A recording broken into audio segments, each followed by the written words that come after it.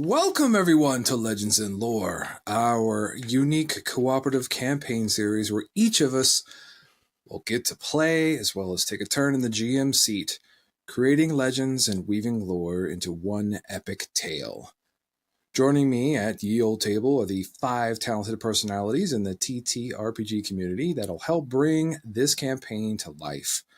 I am Eric, the Grin Master for Creating Grin, and I will be playing Ether, Frostbeard, a mountain dwarf, haunted by an event in his past, who was left behind in Episode 1, Episode 2, Episode 3, Episode 4, and potentially 5. I turn it over to Rachel. Hi, I am Rachel, otherwise known as the Organized DM, and I am playing Morrigan, the Owl and Grave Cleric, who is a little bit creepy, but has a pretty good, I was going to say beak on her shoulders, but she doesn't have one anymore, does she, MrDanDyDM? Womp, womp, womp, womp. Now you have to introduce yourself. Greetings, beautiful nerds. I am MrDanDyDM, and I am playing Boulder, the fairy barbarian, with a slightly deeper voice, than his brother, Beans. Excited to be here with y'all, and hopefully to not die at the hands of Janelle. But we'll see how it goes. Who are you handing to? I'm going to hand it to Michael. Oh, shoot. All right. Hi, I'm Michael. I'm with the Dadvantage, half of the Dadvantage, and I will be playing Bamf Wagnerpuff, the Air Genasi, who is high on life these days. Maybe we'll just leave it there. Maybe other things too, but mostly high on life. He's living his dreams. And he can't wait to see what Beans is bringing to the table this week. Beans, what you doing, North? Well, North is definitely a little under the weather, but we're going to get through this because I love this table and I really love telling this story. So I am playing Beans today, the other half of the Faye brothers. And I mean, it's Airbnb, gonna be, but yeah, Airbnb as we all know it, right? So Airbnb, and I'm really excited to be here. Beans has a very interesting past, but also is the youngest adventurer of the group, and it's really exciting to be a part of this cast, and I'm excited to see what shenanigans are being brought. So I will then pass it over to our Game Master. Dang. Yes. So now I have the privilege of turning the table over to this episode's Grin Master. That'd be the Boss Jellybean. Table's yours. Hey everybody. I'm Janelle, or Boss Jellybean. I normally play Onisa, but tonight I'm going to be the Game Master. So without further ado, let's dive into this episode of Legends and Lore. Last time, the party barely escaped an encounter with a nightmarish creature.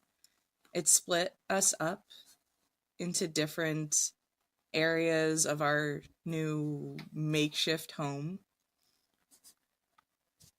got into our minds, and began to kind of pull us apart until we came together outside and ended up getting into an altercation where we came very close to defeating it, but it got away.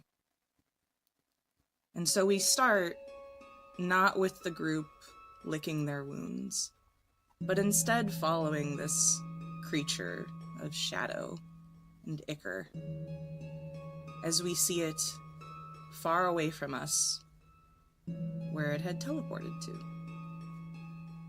You see it crawling, ooze seeping out of these deep wounds in it. It's red eyes flickering, almost going out, knows it is in desperate need of strength as it crawls underneath, seeps into cracks, and is there in front of this roiling ichor, this lake beneath the castle.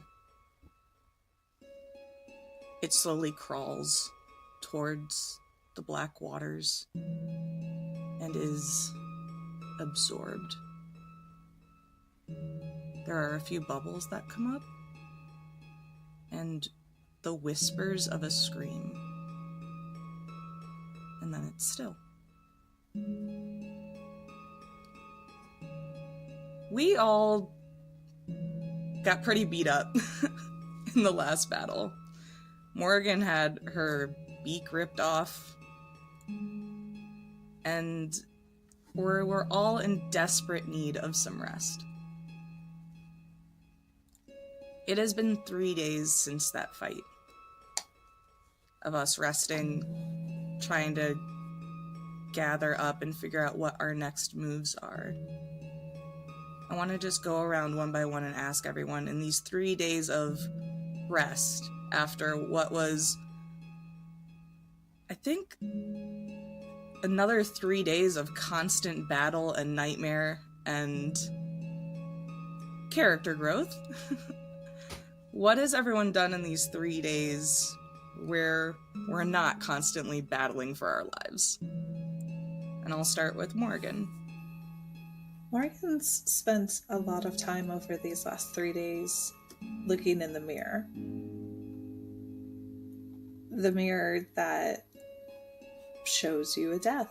And it has never showed her an accurate one. It has never showed anyone an accurate one as far as she's concerned. But she remembers looking in the mirror and watching that nightmare creature rip her. And now that she's experienced that and she's expelled a lot of magic over the last couple of days to try to heal herself, to try to regrow what she could, she's just obsessed with checking the mirror, with flashing it in other people's faces and trying to see what they see and trying to come up with ways to prevent whatever they've seen. And with... As you sit here looking in that mirror, how much of your beak have you been able to get back, or if any at all? Like what state does your face look like it's in right now? She hasn't been able to get all of her beak back. She's missing still the top, probably third of the tip. She has most of the bottom regrown, but her face is kind of scarred over and pockmarked around where her beak has been kind of grown back, and there are parts on her beak that are misshapen. And her feathers are all kind of misaligned from that. As you are looking in the mirror and you see your own face, it swirls for a moment. And you just see a large tentacle made of like shadow or smoke kind of wrapping around your neck. And then it like completely dissolves.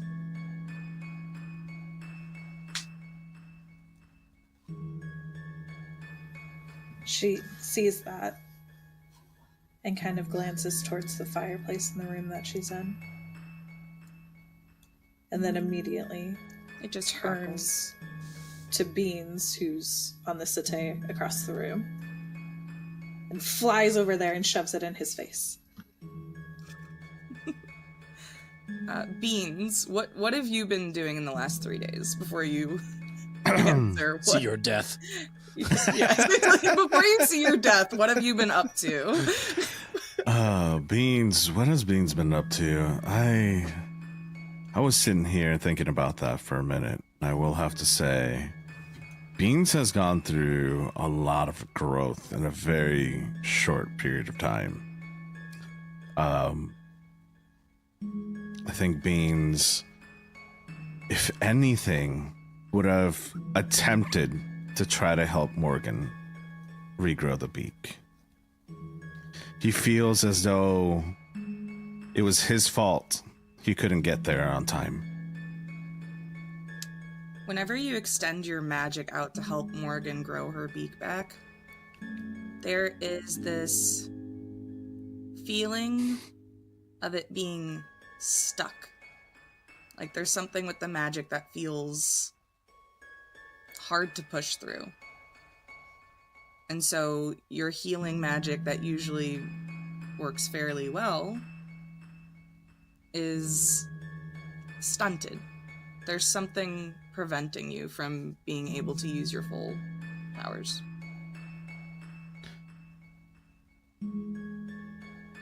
I would look at...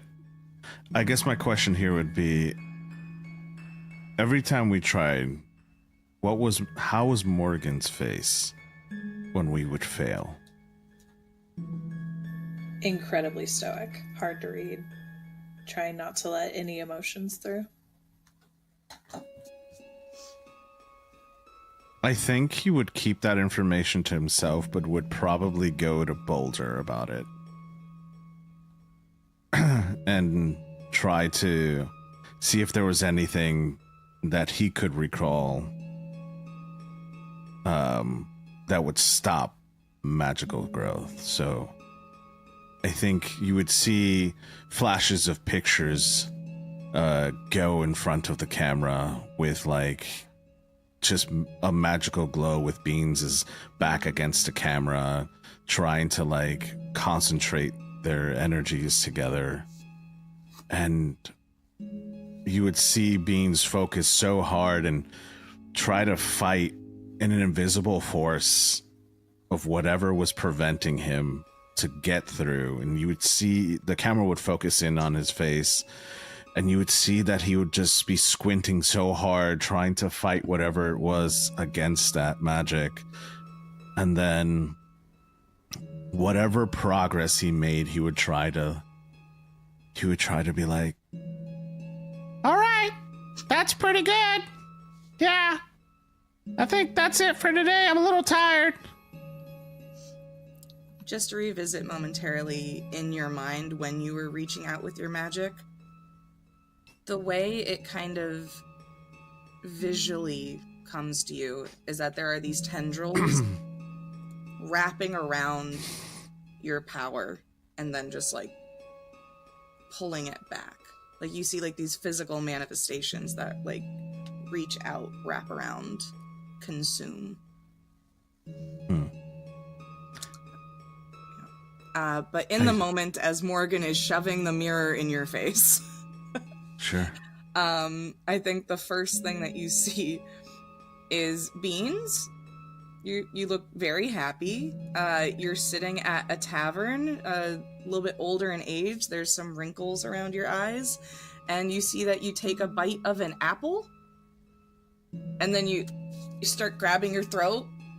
And then someone comes up behind you and hits you hard on the back. And you slam your head on the table. And then you stop moving. Okay. And then it just fades away. Can I tell is there a gauntlet or what type of hand it was? No, just was it a human hand? Was it a goblin hand? It was a larger hand. Oh, got it. It's just a larger hand. Much larger hand, yeah. Got it. Okay, cool. I think at that point, Beans is going to be like, "Go figure. Die by an apple." Sounds about right. Don't eat apples anytime soon. Got it. In this moment, as you and Morgan watch this slightly comical death, we go to Banff. Banff, what have you been doing for the last couple days? Well, Banff was really distressed with the almost death of Morgan. It really, really bothered him a lot. And particularly because he was trying so desperately to get, to the beast and make something happen, and we were all in so much danger, and it didn't look like it was going well. So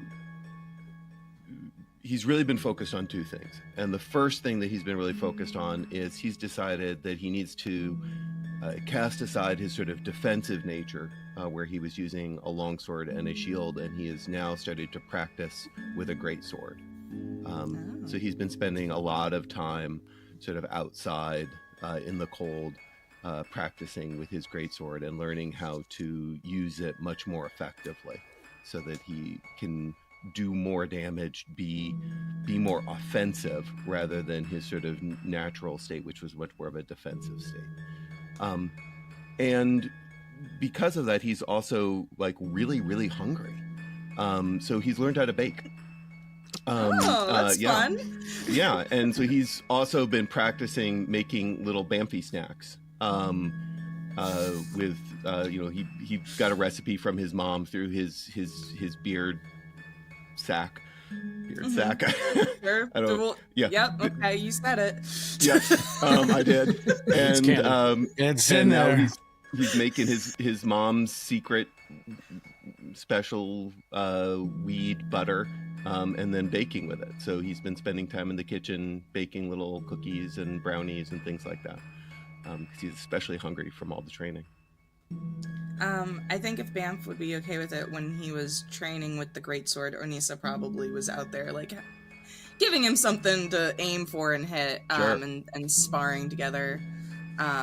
So I think there have probably been a couple days of both of them coming back into the castle looking beat up and tired, and then Banff making a bunch of things in the kitchen, and the two of them kind of just going to town and eating everything in sight. Love that. And then sleeping Yeah. pretty hard. At this moment, though, we'll say that the two of you are in the kitchen. You've already created some of your Banff snacks, and Onisa is like sitting up on like a central table, just like shoveling cookies into her mouth. Like, Yeah. Did you add more butter to this one? This is very good, Banff. Oh, my friend, it's so good. Going to sleep well tonight. Yeah, dude. And then and she just kind of gives you like a big clap on the back as you guys kind of like it's really important that you only eat there's two trains of thought here. You can eat all of the cookies, or you can eat some of the cookies. And if you eat all the cookies, you're just gonna sleep. If you eat some of the cookies, you actually can do stuff. Interesting. Yeah. Well, and she looks around and goes, I don't see anything I need to punch, so I'm going to Eat go with another the cookie. sleep one. She tosses another cookie in her mouth. As we leave the kitchen, where the two giant kin are consuming all the food, what has Boulder been up to in the last couple days? I think if Eric, you'll allow me, I feel like Boulder has been consulting with Aether for most of the last 3 days. He's seen just Aether's just natural ability at tracking things, and he is obsessively trying to find the thing that has hurt this party. Okay. I would also say that probably when working with Ether, not to interrupt, I would say that his entire demeanor is completely like kind of focused. Like he's hyper focused on skill checking with his bow and in like constantly working with his axes, because he feels as if he has let the party down. And he's reflecting over a whole lot of things baggage wise as far as like his past and everything he's dealt with. So I like where that's going. Yeah. And just in a similar way that Anissa and the Giantkin have been like training with each other, when they haven't been trying to track down any signs of wherever this thing went, because at the end of the day, we were hired for a job to find out what was killing the fish and altering the fishermen of the town. And that job, it's taken a little bit longer than we expected, but it's not done yet. Right. And so, since Aether's, also missed like every single like battle, I'm pretty sure just hasn't been here. I feel like it's a good, time to get some, one-on-one time with Aether as well. Just make sure, he stays where he's supposed to. So, why don't you give me a survival check, and do it with advantage if Aether is helping you, to try and figure out like where this thing is, where it came from, like any kind of information with the tracking side. Can I give Aether advantage? Yeah, that's fine. You guys are working together, so. And you said it's survival? Mm-hmm. Okay.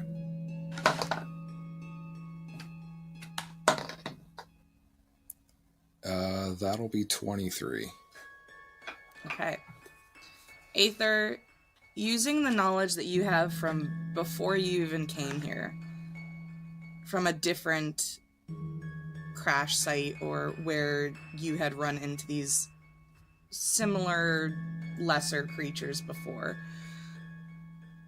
there is sort of like a path and trajectory that you guys can find on the map of almost like a line of fallen stars, of like crash sites. Like it seems not random. There seems to be some kind of pattern to it. I need to consult the map now. But yeah, so you definitely see that there is a path to follow if you were to leave from here. So that's what you guys have been doing for the last couple days. As everyone is sort of off doing their own thing right now, it is just around twilight. The sun is starting to set. And all of a sudden, everything around you starts to shake. Things are falling off shelves. The walls are rumbling. There is a creaking. And for a moment, some of you are worried that the castle will not continue to stand. But then after less than a minute, about 30 seconds of this, it stops. And you all hear a large explosion from the top floor. What does everyone want to do? Oh, without a doubt, Aether is going to charge with reckless abandon directly to the top floor.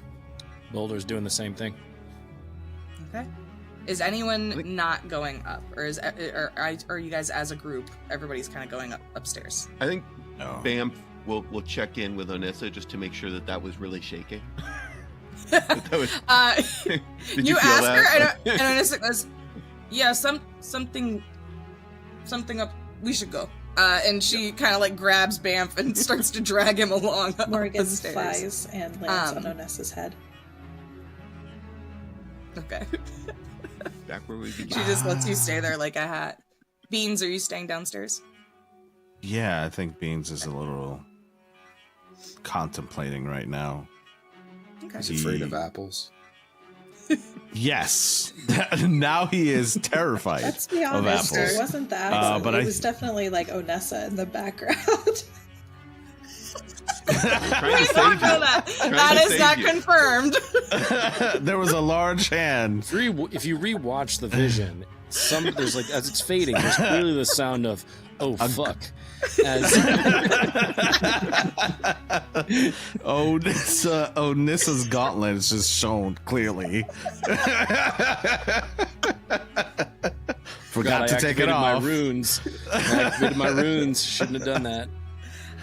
Is Beans staying like put? I think he's gonna. I think if we're all still in that same area, when I'm looking at D20, right? Mm-hmm. I'm looking out the window to see if I can see from the bottom floor up, just in case, just to kind of have an off angle to this area. But I'm gonna stay down below. give me a perception check as you look outside. And Sure. Perception. Yeah, I will roll for that. My perception has changed because of experiences.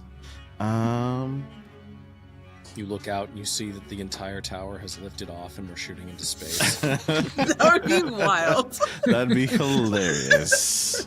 What is space? Perception. I mean, there's a whole Spelljammer book.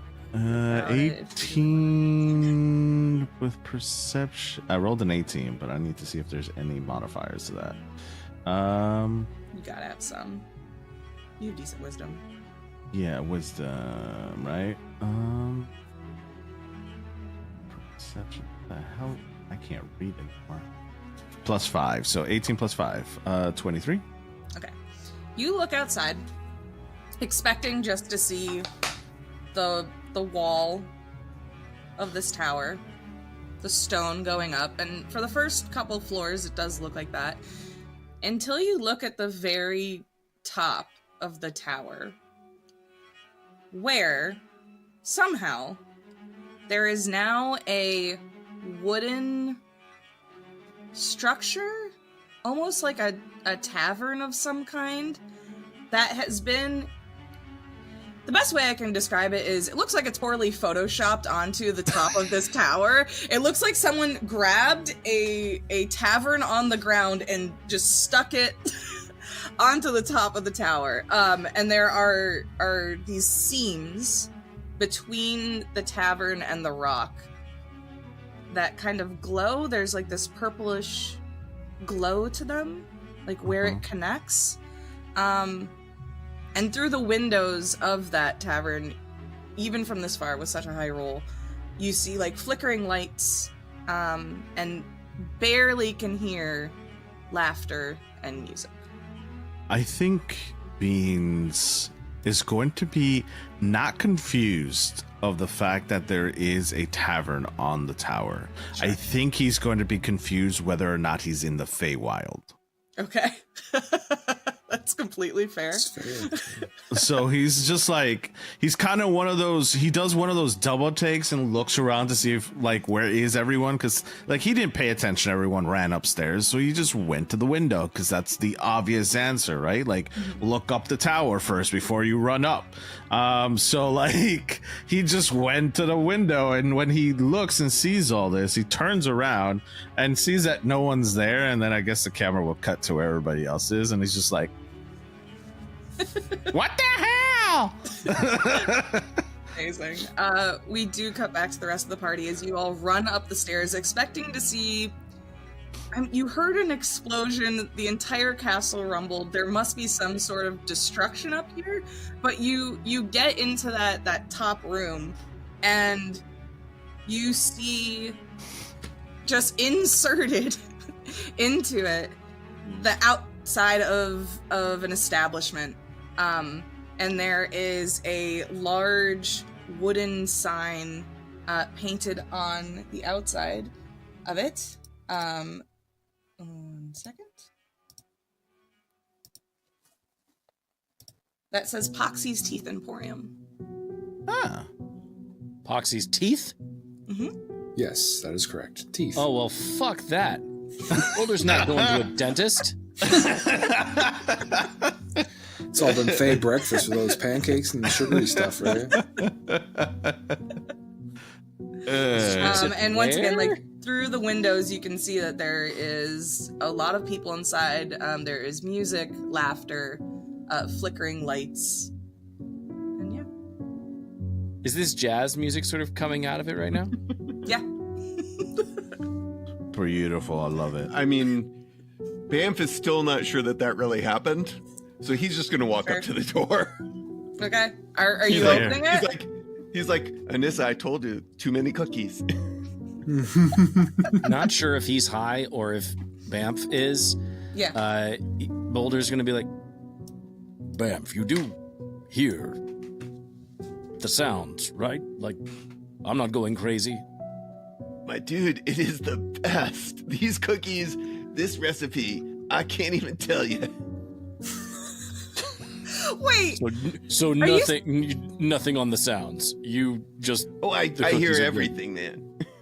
Oh, cool. I did not have. I need to back up for a second. Were Do were you those see cookies pot sounds? cookies? Yes. Is Onisa high right now? Yes. Absolutely. Yes. All right. Okay. Come Sorry, on continue. now. Come on Continue. now. Continue. We all Oh knew. my dude, did I not tell you? I insert- did say you don't want to eat too many of them. That was the whole thing. That was like the entire time I was thinking, well, Bamf, that's just common knowledge. Like you either eat some or you eat all of them. It's just like, but There's that's also only- the case for most food. He did That's also so say they were over made my with head. weed butter. Like, Correct. Yes. Yeah, he's been perfecting that weed butter recipe. All right. Onisa fell asleep on the stairs on the way up here. Morgan tries to wake her up a couple times. She's like, yes, this is an urgent. She's pulling me. Just I'm so like, urgent. "Oh, I'm Yeah, just so catch you guys tired. later. I'm just so tired. I'm just gonna lie down here for a minute. Basically. So she's snoring on the stairs as you guys are standing in front of this. And Beautiful. that audience wants is to how go you in get rid without of that. your character while you're DMing or GMing. Hey. You put them into a coma. Feed them Nice. lots and lots of pot cookies. There you go. I did I not love that. have I any. love that for us. And I see the door and hear the music. What the fuck is happening? Oh, it's kind of like, like somewhere between Contact High and hotboxing. With cookies? Like there was a lot of smoke in the kitchen, is what I'm trying to say. Love But that either for way, us. like fun. So if Ether's up there first, he's going to aggressively attempt to kick in this door. All right. Aggressively? Just Not aggressive. even knocking? No, It's a just tavern. You aggressively don't walk kicking either. in Just the walk. door. You know what, Eric? I'm so proud of you. Most of the players that I DM for, spend like a good 30 to 45 minutes just setting up a plan of how to either seduce, Open a door. break down, or unlock that Correct. door. Yes. So you just having the balls to just go, Just kick it. Yeah. yeah. I Props, love man. that Athletics for The us. door is unlocked and really easy I to love We that don't know no that. one ever checks for. Oh I my God. Natural 20. there we swear- go. I swear- I love that. swear- I love that. Here, let Ether me- charges up to this door, I kicks love it. that for us. It breaks off the hinges and falls in. And the music all immediately stops. And he breaks the There threshold, and he's got both axes out, like, looking around. Inside, you see, like, it's one of those things where you hear, like, and then everyone really turns to look at you. There are probably 30 or so patrons at various tables, different heights. People are sitting on everything from just like a barrel to finely crafted armchairs. Everything in here does not match. It is all taken from other places and brought together. Like nothing here is a set. I love that for us. At the very back of the room, there is what appears to be a stage. A beautiful elven woman covered in silver scales was singing as you busted through the door. She stops. To your left, there is this huge fireplace, and in front of it, there is a sleepy panda bear that rests by the fire with his hand stuck in a jar of jelly. Love it. And like some jelly on his nose, and he is like passed out and snoring love very him. loudly. And then directly across from that, you see that there is this little makeshift shop with a bunch of items on display. And there's another one of those hand-painted signs above it that says Poxy's Teeth Emporium. After a few seconds of everyone clocking ether, the music then resumes, and everyone kind of goes back to what they were doing and ignores the dwarf that just busted through the door. So, very awkwardly, he just puts his axes slowly away and stands there. I think Bamf will walk past Ether and sort of just ignore the fact that he kicked down the door, but he's still pretty apologetic about it all. And so he just starts handing out cookies to the patrons and apologizing and just saying, "I'm so sorry about the door. Oh, I'm so sorry." and then he had a plate of cookies. He runs out of cookies, and now he has been obsessively trying to mimic the little running two-legged joints that he saw in last time, and so he's now created a whole series of little tiny mini joints with legs, and so he starts handing those out to people. Very cool. People are... Well, actually, roll a persuasion check for me as you just start handing out cookies and glad to meet joints you. with legs. Have a talking Does he get joint. advantage because he's getting out party favors?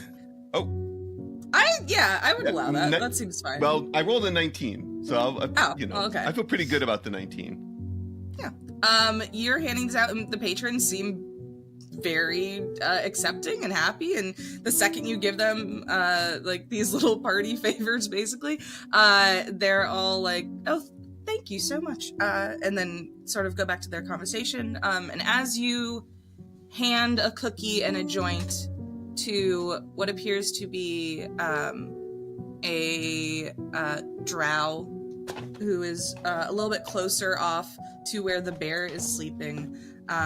He is dressed in a fairly nice suit, or it used to be a nice suit. The cuffs have been kind of ripped a little bit, but at one point it looks like it was probably very nice. And he has like this very oily, shaggy, dark blue hair. In front of him, he's sort of like tinkering with something mechanical. And as you hand the joint and the cookie to him, he takes the cookie, smells it, has a big smile on his face, and then takes the joint, and you see him like kind of snap and make a little bit of a light and starts smoking it.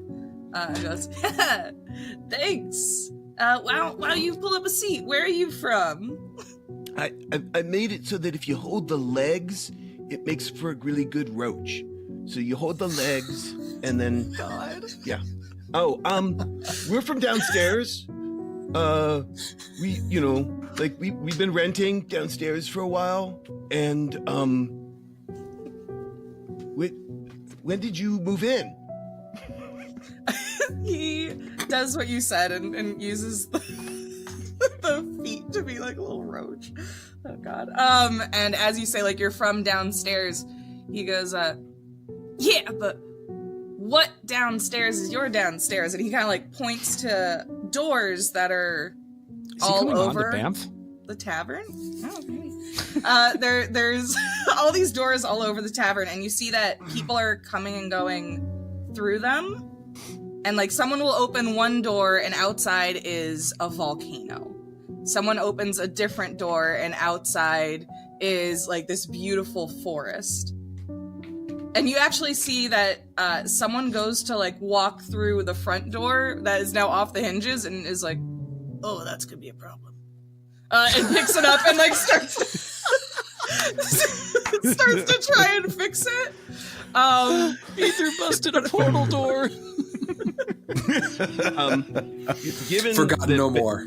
Yeah, given that Banff has a beard that does the same thing, this totally tracks for him. He is just like, oh, you're that upstairs neighbor, yeah. We're from like, there's that place that's really hot, and that place that looks really green. We're from the place that's really cold. Oh, okay. Elemental plane or mortal plane? He looks over for his friends and he goes, "We're, mortal, yes." Oh, okay. Interesting. Didn't know we had a stop there. I'll have to talk to my sister about that. And you see that he kind of like raises a hand, gesturing to the woman who is over on the stage, who sort of looks over at him with like a bit of a scowl and then returns back to her singing. I mean, Bamp is an air genasi, so he has, you know, his concepts of space and time and things like that are a little different. But yeah, he definitely mortal plane.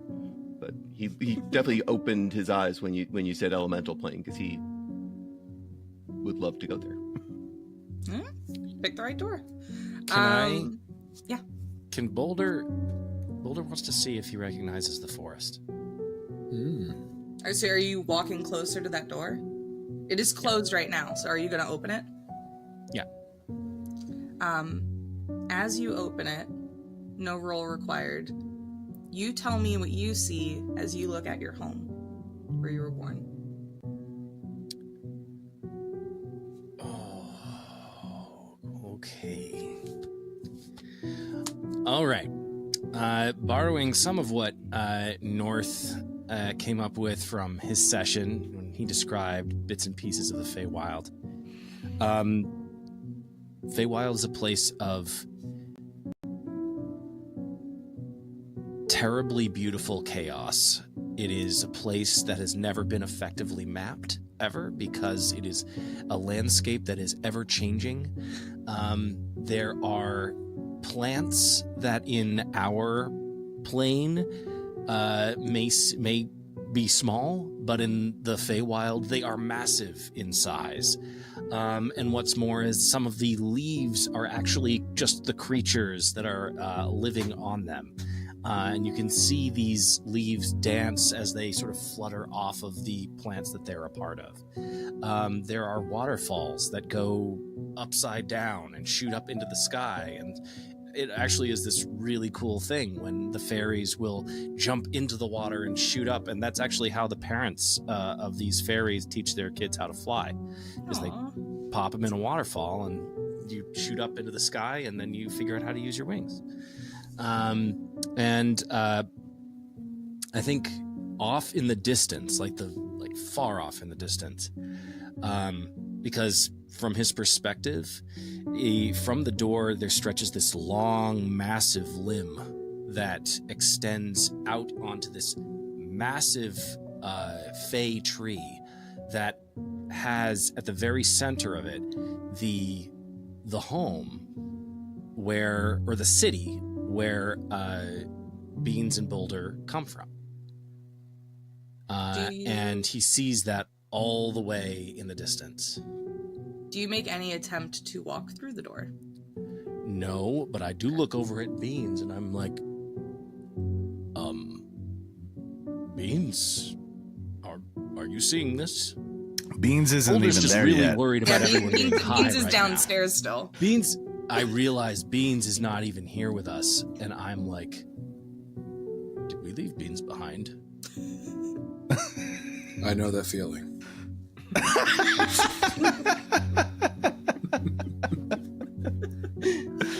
Morgan, what are you doing in this moment as you take all this in? Morgan kind of flutters in and will land on some poor unsuspecting patron's head, just like full on smashes down their hair or their hat, whatever they've got going on, and like flares out her wings and is just owl heading every direction possible, and then like owl heads down in their face. What the fuck is this place? You land on what appears to be a head that is covered in long white hair with a couple lime green streaks in it.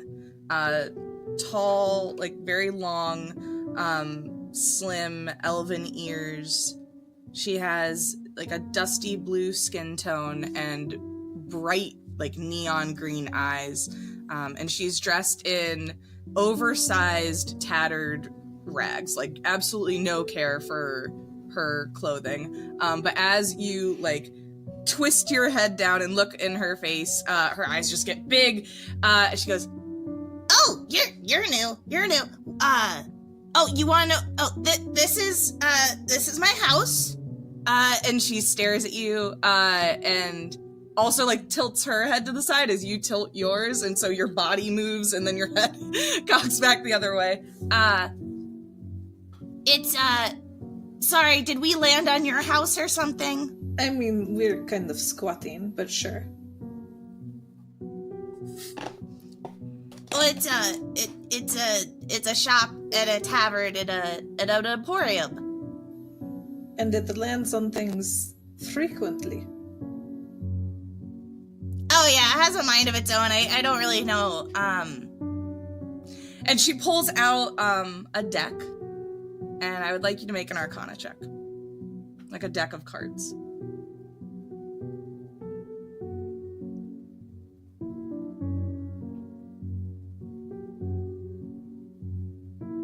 $21. You see a very powerful magic item that you have only heard stories about. She is holding a deck of many things. Oh, fuck. And she goes, I pulled a card out of this one day, and I said I wanted a home, and then this appeared. So, yeah, sorry. Sorry if I landed on your house. It just moves sometimes, but it also stays in some areas. It's kind of hard to explain. and she like looks towards another door that opens, and you see that it leads just to like the side of a mountain, like but high up in like a couple trees. As someone like jumps out and just like flies down, and then the door shuts behind them. It is fine. Don't worry about it. Leans in closer. If you see small fairy with very grating voice, do not show him deck. Okay, I won't. And she puts it away. Because we landed on your house, though, I could give you a discount at the shop if you want. Yes, discount good. Okay. And she like is kind of afraid to move you because she doesn't know if you're okay with that. So she just gets up with you on her head and starts walking towards the area that says Poxy's Teeth Emporium. I could listen to Morrigan haggle with somebody all day. So you want this trinket? Yes, and I will not slaughter your children. I shall not place generational my starting curse bid. on you if you give it to me for a discount.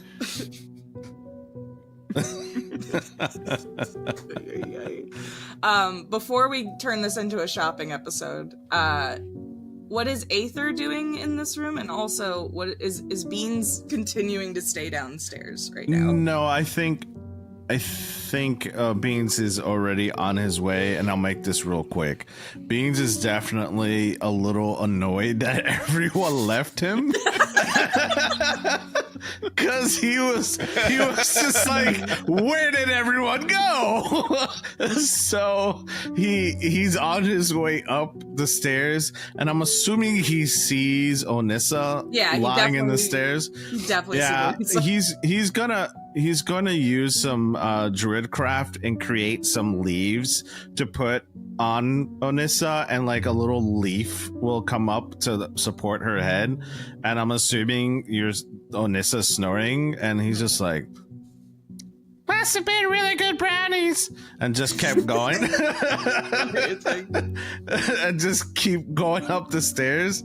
And he'll be yelling like for your guys' names as he opens the door to the tavern. You don't have to open it because it's not there. Oh, even better. Even better. So like I beeline towards my brother, and it's like, Balder! And as he walks through this like threshold, he goes, Balder! Señorita. Boulder. Morgan's head whips around from across the room. Amazing. And then he steps off the threshold to go back outside, and he's like, Boulder! And then he goes back inside, and he's just like, Boulder. Senor Boulder. Hello. Wow.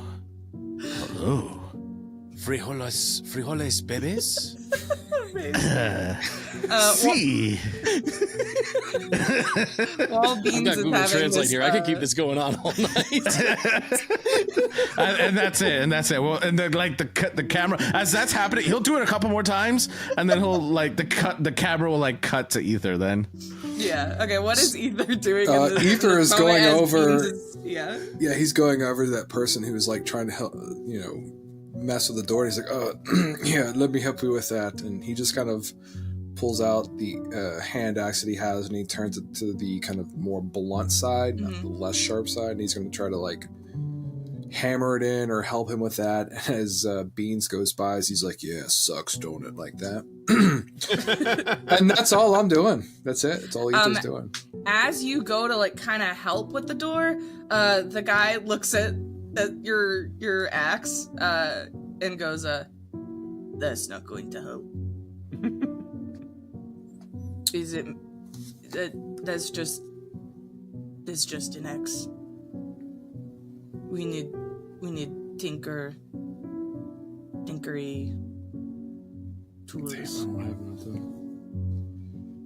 Because he like shows you like where like there are sigils on these hinges of that this was clearly some sort of magical item, and just like throwing it back on ain't gonna cut it. Okay, so he just kind of says, "Sorry," pats him on the back, puts his axe, and then joins the rest of the people. Basic tracks. You just see this guy look so defeated.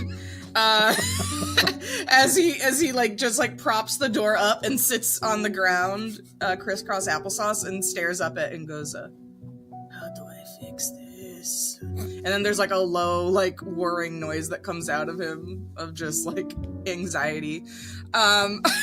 As you go to meet up with everybody else.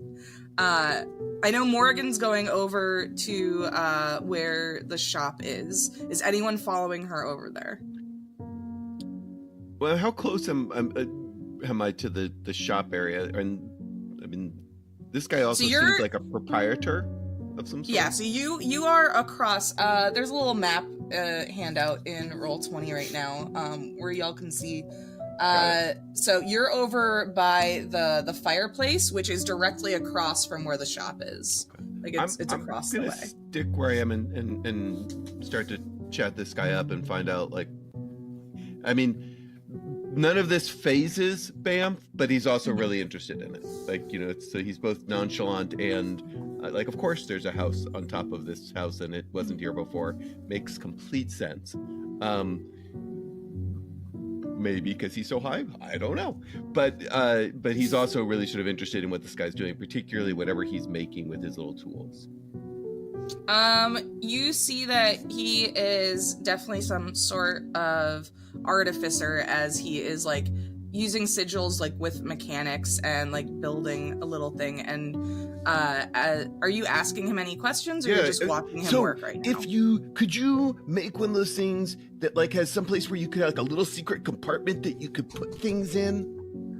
Oh, yeah, man, I could do that. And you see that he like finishes the little thing that he's working on and places it down in front of you, and it's just like, it's like a little duck, like a little mechanical duck that starts waddling across towards you. And he's like, I can make all sorts of things. But yeah, is this your first? You look new. This must be your first time here. Well, I think it's my first time here. But yeah, probably. I just, I go a lot of places and they're not always real. So, he like clasps you on the shoulder and goes, well, this is definitely real. I'm Nox. And he points over across the room to the person that Morgan is talking to. He goes, that's my sister, Poxy. And then over there, he points back to the woman who is on the stage. That's my sister, Hex. And we own this place. Well, I mean, technically, Poxy, sort of made it up here one day, and I thought we should capitalize on a business opportunity. But yeah. Oh, Oh, that's so cool. My brother owns a business, you know, and then he pulls out the little haversack box that's in his beard, and he goes, and he makes things kind of like you make things, and he made this thing, and you know, it's got a secret compartment, and I can only put weed in it, but I can put things in it. Oh, that's interesting, man. I've made something kind of similar, but it doesn't fit in a beard quite like that. And as you guys continue to have your conversation, we're gonna go back over to Morgan, and then Ether. Did you say you were walking over to the group? But the group's in two different places. We have Boulder and Bean's having a crisis of voice over by the front door. Boulder is over by a door that is like leading off into the Feywild, and Boulder, you just saw Beans walk in. Aether, were you walking over to Morgan, or were you, like, who in the group? Because the group is split right now. There is an emporium, correct? Where's the shop at? So the shop is on the left-hand side, across from the fireplace where Banff is like talking to this person. Okay. So that's where Morgan is heading off to. Okay, then I'm gonna head in that direction. Okay. As you two make your way over there, you see that there is a long wooden countertop with a bunch of items placed on it. They are all very obviously made out of teeth. So you see that there are weapons that are carved out of giant teeth. You see that there are potions that have a bunch of teeth in them. You see that there are like these little charms and necklaces and things that are made out of strands of different teeth. And as she kind of like reaches back behind the counter and throws a bunch of stuff, and then comes back out with like this little pamphlet and hands it up to you, Morgan. As she also clocks Ether, who's walking over, and just like very enthusiastically starts waving at you, Ether. And Morgan, you are given this little shop handout that you should be able to see in Roll20 now. And there are a bunch of different things on here that you can buy from her shop. There's also a little card on the wooden countertop that says, "We accept gold or teeth as payment."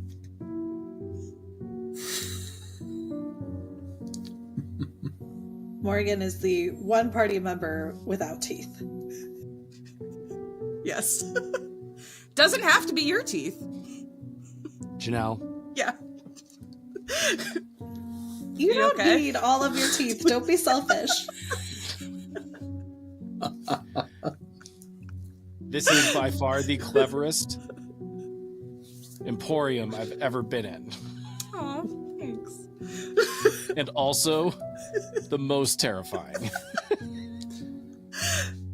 So side note, Poxy is my first D&D character that collected teeth, and then I just made this. Yeah, of course. This is incredible. So does Poxy That's make awesome. things like out of teeth other than what's on the list? Like if you wanted a personal request for something, potentially. I'm so Commissioned happy item. you asked. Yeah. Do you say this out loud? Yeah, I'm asking. Okay. The second you say that, she pipes up and goes, "Oh, if you give me if you give me your teeth, I can make a magic item that's personalized to you, that will specifically enhance your abilities." This sort of how it works. What if I wanted to get something for, say, a friend? Well, I would need some of their teeth then, if you want it to be personalized to them. Just like one. Question. Yeah. It's just one. Does You could the be more. quality of More the teeth, item the stronger increase it is. It's getting better. It's just a bunch of gumless customers walking around. Very powerful gumless customers. Do you want to do it in this moment? Do you want to do a perception check and look around at the customer? Yes. Oh my god, yes. So, Oh my god. so The guy with above the least teeth is table, the strongest. Don't mess with him. so above the table, what Yeah. Ether really is looking for is a way to replace Morgan's like give her a prosthetic. Ooh. After the Okay. battle, he feels slightly responsible for that kind of whole ordeal because that's kind of some of the things he's been working through with Boulder. So that's what he was trying to find out, if he could donate to get like a prosthetic made. How that would work. Yeah, if you mentioned to her that you're like looking for something that could like potentially replace a beak, I think like a little light goes off for her and she goes, Oh, you know what I could do is I could carve it out of one of the teeth I have. and she like goes back and there you notice now there isn't actually a way to get behind this counter without climbing over it. And she she like rolls over the top of the counter. Morgan angrily flutters off and then- of her and onto Ether's head. And you see her like throwing a bunch of stuff until she like comes back up with the biggest tooth you've ever seen. It looks like a canine. Like it's bigger than her head, like probably like a third the size of her body. She goes, ah! and drops it down on the table. Also, Boulder, what did you get on your perception check? 21. Looking around the room, Oh, there are God. plenty of people here who have full sets of teeth. Okay, there's so many people here with teeth. Most of them are up near the front of near the stage.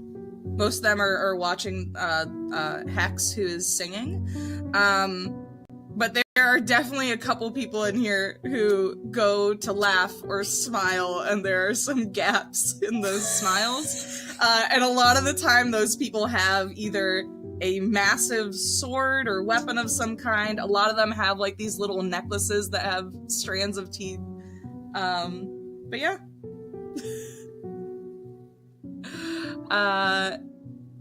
Yeah, but as she drops this massive tooth on the countertop,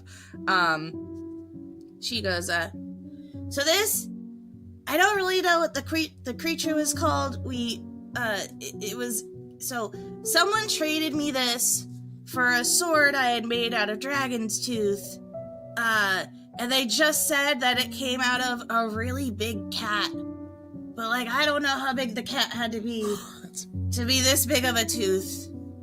But I could carve this, or part of this, into a beak, if that's what you're looking for. Yep. And how many teeth would this cost me?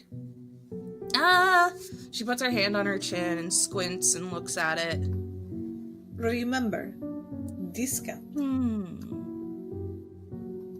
Right, discount. How about one tooth from...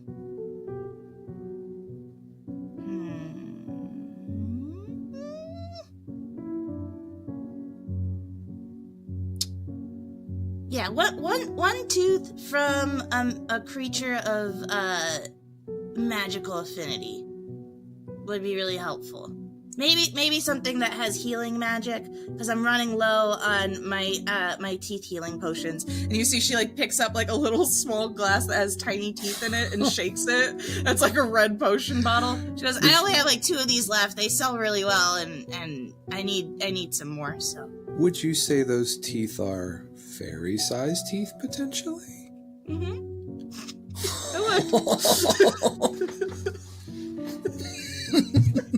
I've broken Andy. This is the best. Hey, Boulder, check this out. And I just jingle it around a little bit.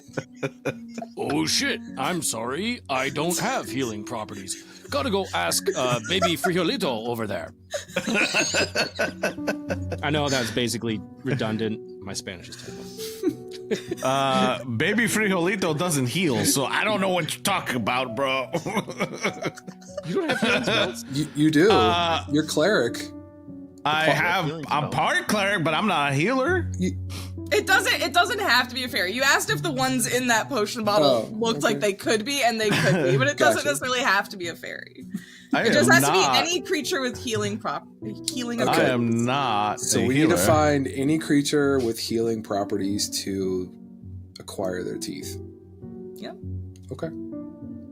Done. Side quest activated. Yep.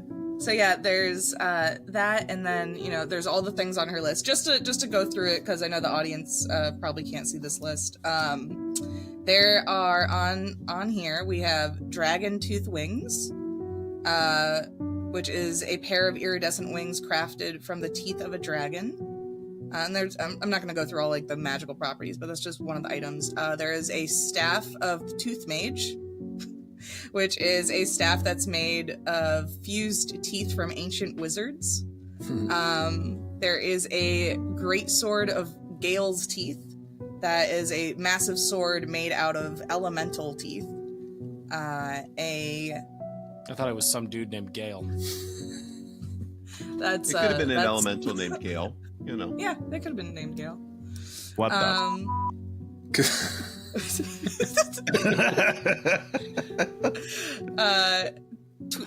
Teeth of the Swift Hunter, which are like actual arrows that are made out of Displacer Beast teeth. Oh my god, I also have those.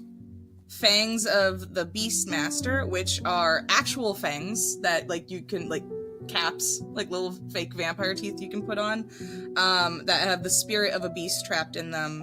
And then the last one are Cloak of Chompers, which is a cloak that has teeth from various beasts like sewn into it, like little embellishments. Yeah. So those are all the items that she come has over. currently. He's gonna ask for one of these menus. Yeah. The second you do, she goes, oh, okay, wait a second. And she reaches back. Oh, wait, no, she's behind it right now. So she just ducks under. You see a bunch of things fly, and then she comes back up and hands one to you. After taking a brief look at it, like the briefest. Yeah. Boulder is unable to take his eyes off of the very first item that he sees on the list. Absolutely. Dragon tooth wings. How much for this item here? How many teeth? For that one took a really long time to make, so Of course it did. probably just 2 teeth. No like properties attached to them though. Or Sorry, did you say you wanted 500 gold. properties attached to the teeth? No, I'm just saying sometimes I ask for like teeth of people with fire magic, or teeth of a certain type of creature, or but this one is just 2 teeth. It's fine. Well, Or 500 gold. I think I can. I noticed you had fairy teeth in your health potion bottle. Oh yeah, all those are harvested with consent. Oh, of course they were. Of course Okay. they were. But I think I might be able. Have you ever seen a giant fairy tooth? No.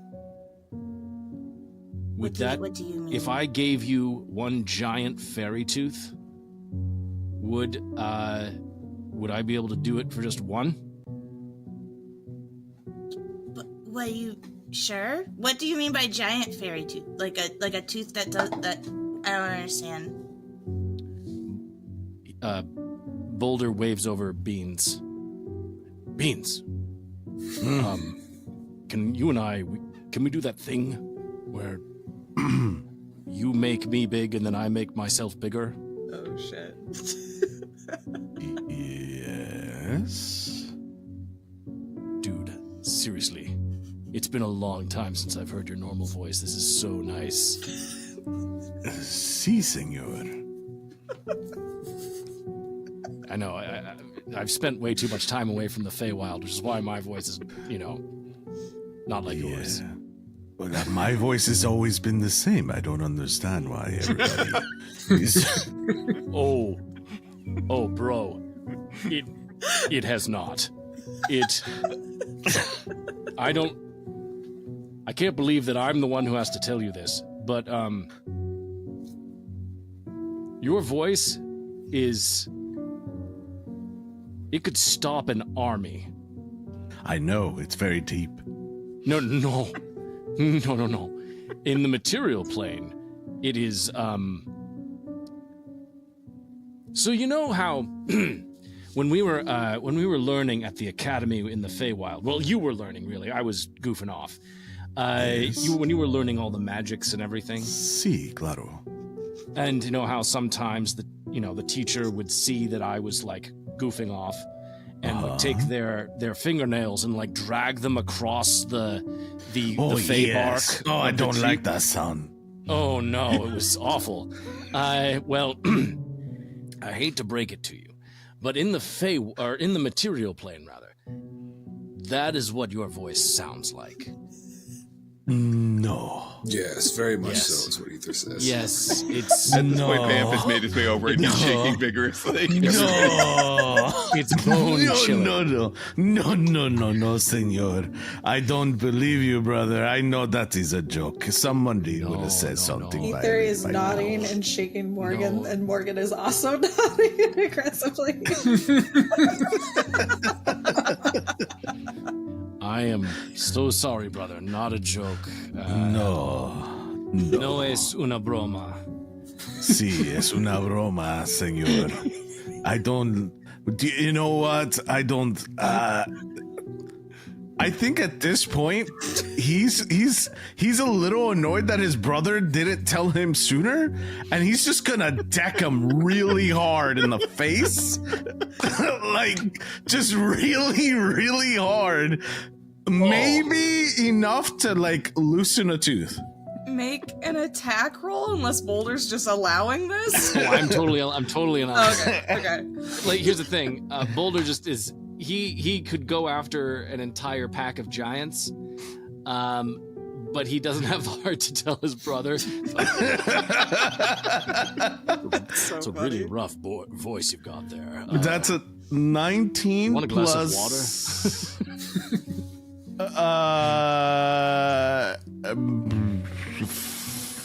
It's not. Well, spell attack. No, it's not spell attack modifier. No, right? because if you're just punching. yeah. Also, he's just letting you, so you don't have to worry about. Okay, rolling cool. attack. So that's a Yeah, 19. yeah, I rolled Yeah, it's only 19. gonna do 1 damage because you're not. Okay, cool. Good.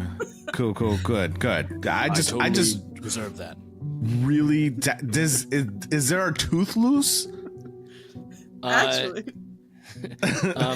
Hold on. Thank you.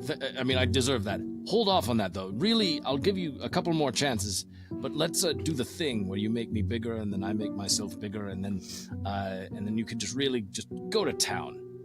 Well, you know, I know that you didn't pay attention in class, but the bigger you are means you have to hit shit harder. I can hit harder, is what Ether will say. Oh yeah, hit his ass right now, please.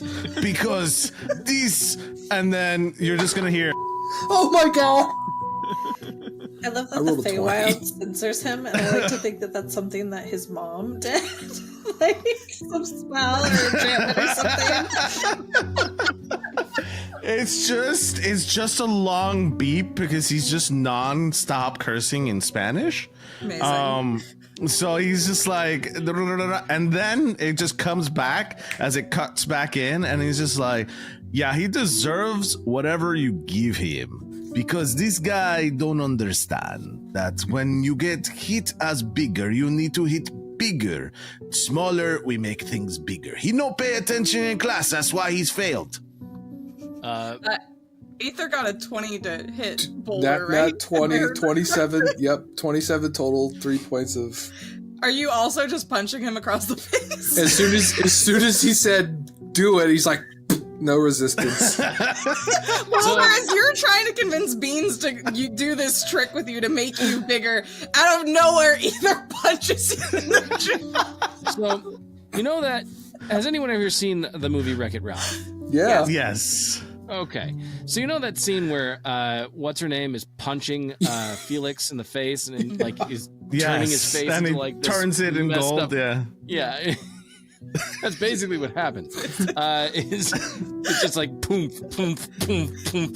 And Boulder does not, he definitely feels it, and his face just goes, and he sort of looks back and then gets decked again. And it's just like, Who just hit me? I don't know. Poxy is next to you guys, and she goes, I don't understand how this is gonna help me get a giant fairy tooth. Well, Are I'm we a hitting fairy. people now? Towards Can I hit Foxy, somebody? and he's like, Wait, everybody calm down. take Rupa. And she holds up a very rumpled, like, gift certificate that they got when they first got to town. I've never seen one of those before. I'm sorry. So no take. Are you just gonna keep handing it to me? Is that okay, she's like scared of you, and she like takes it very slowly.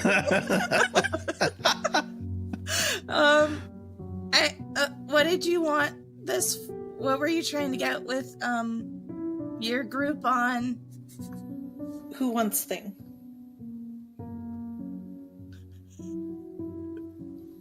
I would like the cape of dragon teeth. He'd like to get his tooth Or knocked out. the wing dragon tooth wings. Dragon Okay, so it's this weird piece of paper for the cape. I guess that's No, fine. the wings. The wings. Oh, the wings. So I'm not. So the giant fairy tooth is out. That one's not happening. Are we Well, here's sure? the thing. I feel like I'm just going to have to keep letting people hit me. And, I mean, I'm down for that for a little bit. You know, She everybody has their thing. Bar like- She very fight. slowly like digs into like a pocket and pulls out a set of flyers and goes, I mean, if you don't want people to punch you, Well, here's the thing. So the enlarge reduce spell. yeah. It gives you more We toughness. need to. Because you're larger. Oh, I can cause a creature or an object I can see with Yeah. range to grow larger or smaller. Yeah, Great. you can take Yeah. the tooth out. Take and the then tooth make out it bigger. regularly But the and then question make is, it does bigger. it You should have shrink about back down 3 when the of spell them. ends? Yes. Yeah. They don't know that. Temporarily human-sized for a moment. Boulder's gonna take the plier.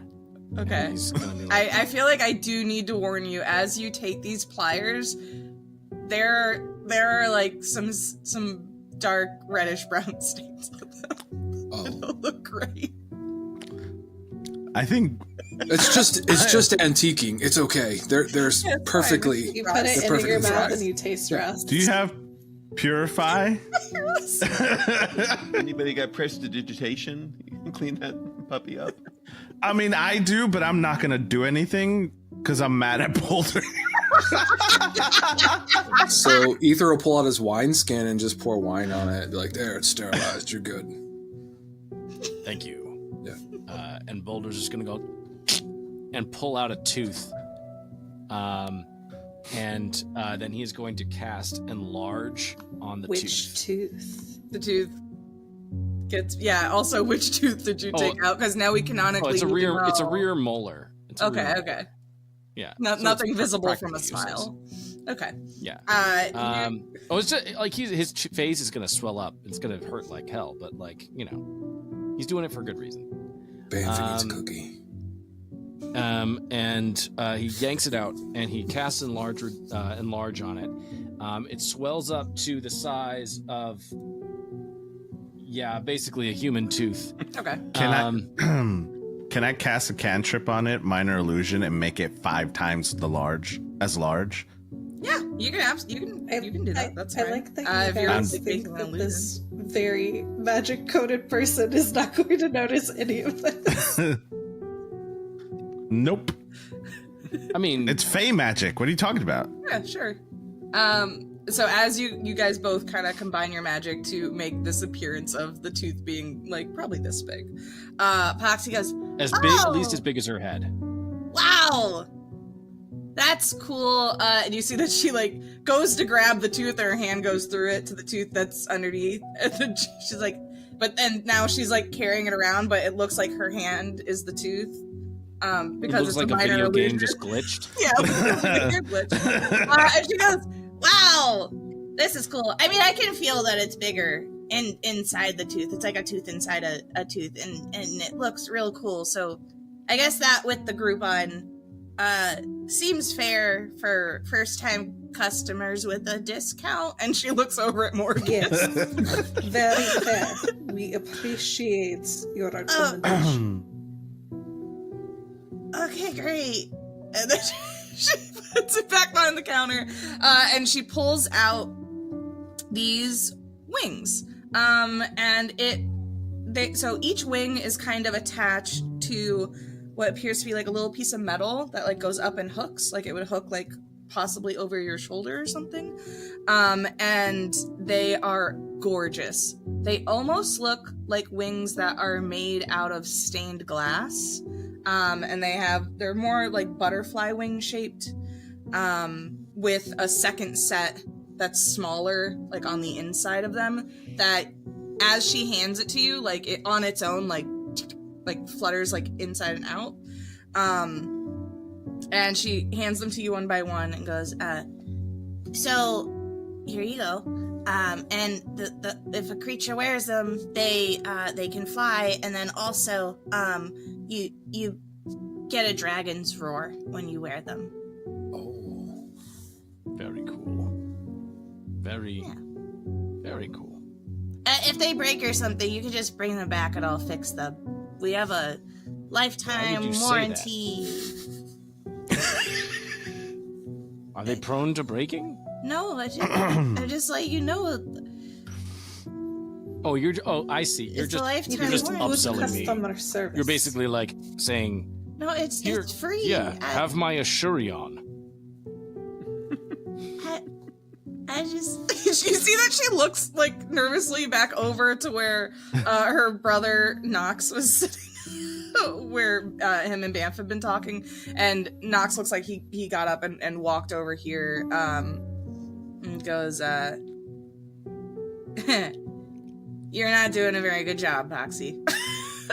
And he has like a very charming smile, looks down at what is clearly a younger sister, and goes, we've been practicing with her on her customer service, because before it would just be no personal space, takes your tooth, and then throws an item at you.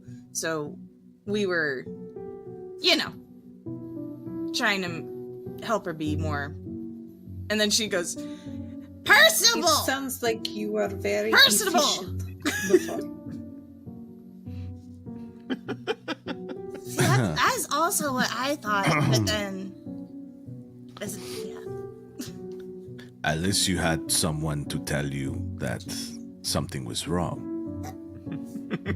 Yeah, my siblings tend to tell me all the time that I'm doing stuff wrong. All the time. I know this is going to be a thing, Boulder. But listen, you're my little brother. I didn't want to embarrass you. And I just wanted to make sure that, you were able to join the group. But then you joined the group and nobody else... Well, I don't know. Did y'all seem to mind the voice at all? Because I didn't. Nobody voiced any problem to me. We didn't know there was an option to change the voice. It is much better here. There isn't. There isn't an option to change the voice. Oh, well, okay. But, sometimes, and he goes, I had to use these, and he'll pull out 2 nuggets of weed that he had, clearly soaked in wax that he had been sticking in his ears. And he goes, sometimes I had to, it was rough, man. I personally I barely feel like I've noticed. been lied to. You sound high-pitched like a rat. Actually, that totally explains Morrigan's reactions to everything Beans has done in terms of wanting to eat I him. just thought she No, hated like me. a rat. Well, maybe that's the reason. I didn't know that was the reason, brother. Listen, I still love you. So, no matter what voice... I'm not saying... I like your voice. It's a good voice. It's a good voice regardless whether we're on the material plane or we're hanging out in some... He's just going to walk emporium. off and look for a big jug of... I'm assuming there's a bar somewhere as he's just trying to explain something. And just I love you. tries So to order. it's strange. You don't actually see a bar, but you do kind of like look around at some of the other patrons, and you see someone like just sitting at a table, kind of like puts one of their mugs just in the middle of the table, and all of a sudden, like out of the air, ale kind of just starts pouring into it, and then they just take it back. Very good. Muchas gracias. And he's like, I don't know who to tip, but I am not paying. And he's going to walk towards Boulder and be like, this is for the pain. I am not going to do anything about it. Thank you. He takes the drink.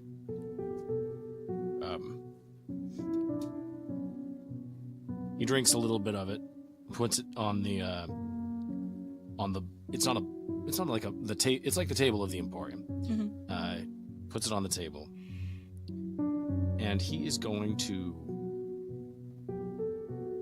walk out of the emporium. Which way? Back the into the castle, or down. Okay. Down into the castle. You go to walk out, and you see that the shorter dwarven man from before, who was like trying to get the door back on its hinges, is still sitting there staring at the door, like has no idea how to fix this. And you walk past him and back into the castle, and it looks the same as when you left it. Okay. I walk down the stairs, and I try to find where Onessa is still sleeping. Yeah, Onessa's like on the stairs out of that room going down, past So just out. right there as I right okay. there. Like you walk into that larger room that's at the top of the castle, and then like the hallway of stairs are right there with her like asleep at the top of them, like on the stairs though. Boulder is going to try in this moment to rouse Onessa. Okay. You go and you shake her, and she does wake up and looks up at you and goes, "Did castle blow up?" And her eyes are so red. They're impossibly red. She's looking at you through the squintiest look you've ever seen from her. She's just like looking at like, everyone okay? Oh yeah, everyone's fine. We're in some crazy tooth emporium, on top of the top of the tower. What the fuck does that mean? I know this sounds crazy because you're high, Mhm. but honestly, being sober is the same. It's a tooth emporium. It's but it has doors to the to other parts of the planes of existence. There's elemental planes. There's a path to my my brother and I, where we come from, and I don't know. I mean, if you're up to it. Okay, well, can you walk, or are you just kind of? Yeah, no, I can walk. And she gets up and stumbles a little bit. Goes, okay, show me this door. Where's the door? We're gonna have to walk through this one. Oh, sorry, my good man, and I keep getting in your way. And he looks down at the dwarf, who's like still tinkering. Yeah, just like looks so depressed, has no idea how to fix this. And he also like keeps looking over his shoulder, over at where Nox and Poxy are, like hoping they haven't noticed. This is super broken. But Onessa kind of follows you through and looks around at all the doors and goes, which door? Oh, it's this one over here. Also, this Before- is crazy. I know it is. Before I show you, why don't you have a seat right here? And he like points at this larger chair that's like in front of the stage.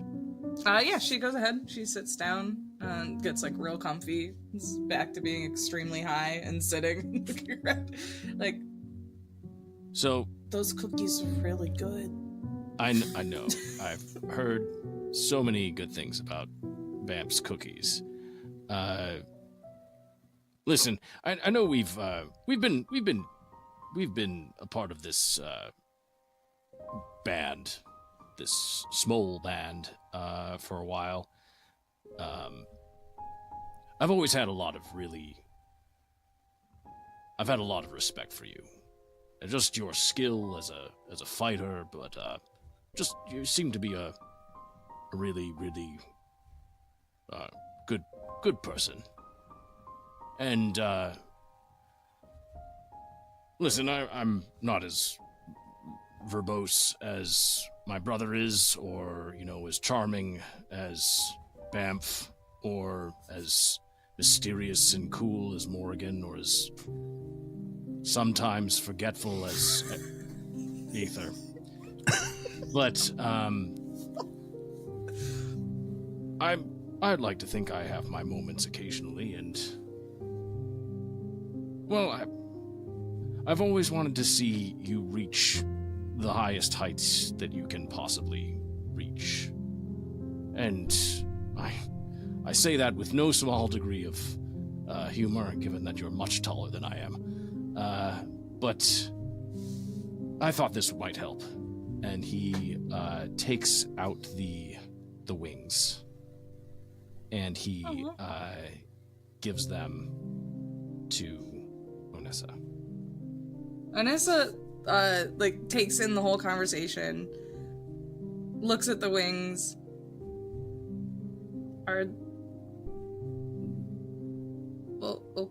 And she takes them, because I don't think she was expecting that at all. Maybe that you were gonna give her some kind of weapon, but she looks at the wings and goes, they're very pretty. And she goes to try and sit forward and put them on a little bit. And you notice as she puts them on, the metal sinks into her skin seamlessly, it disappears until it looks like the wings are actually a part of her back. And then she shakes and they start moving, and there's a little bit of glitter that falls off of them. And with every little movement of the wings now, you hear a very distant dragon's roar. And I think while this is extremely cool and beautiful in the moment, she is so high, and she's looking around at these, and looks forward at Boulder and goes, "Thank you. I think you are really great too. Is this real?"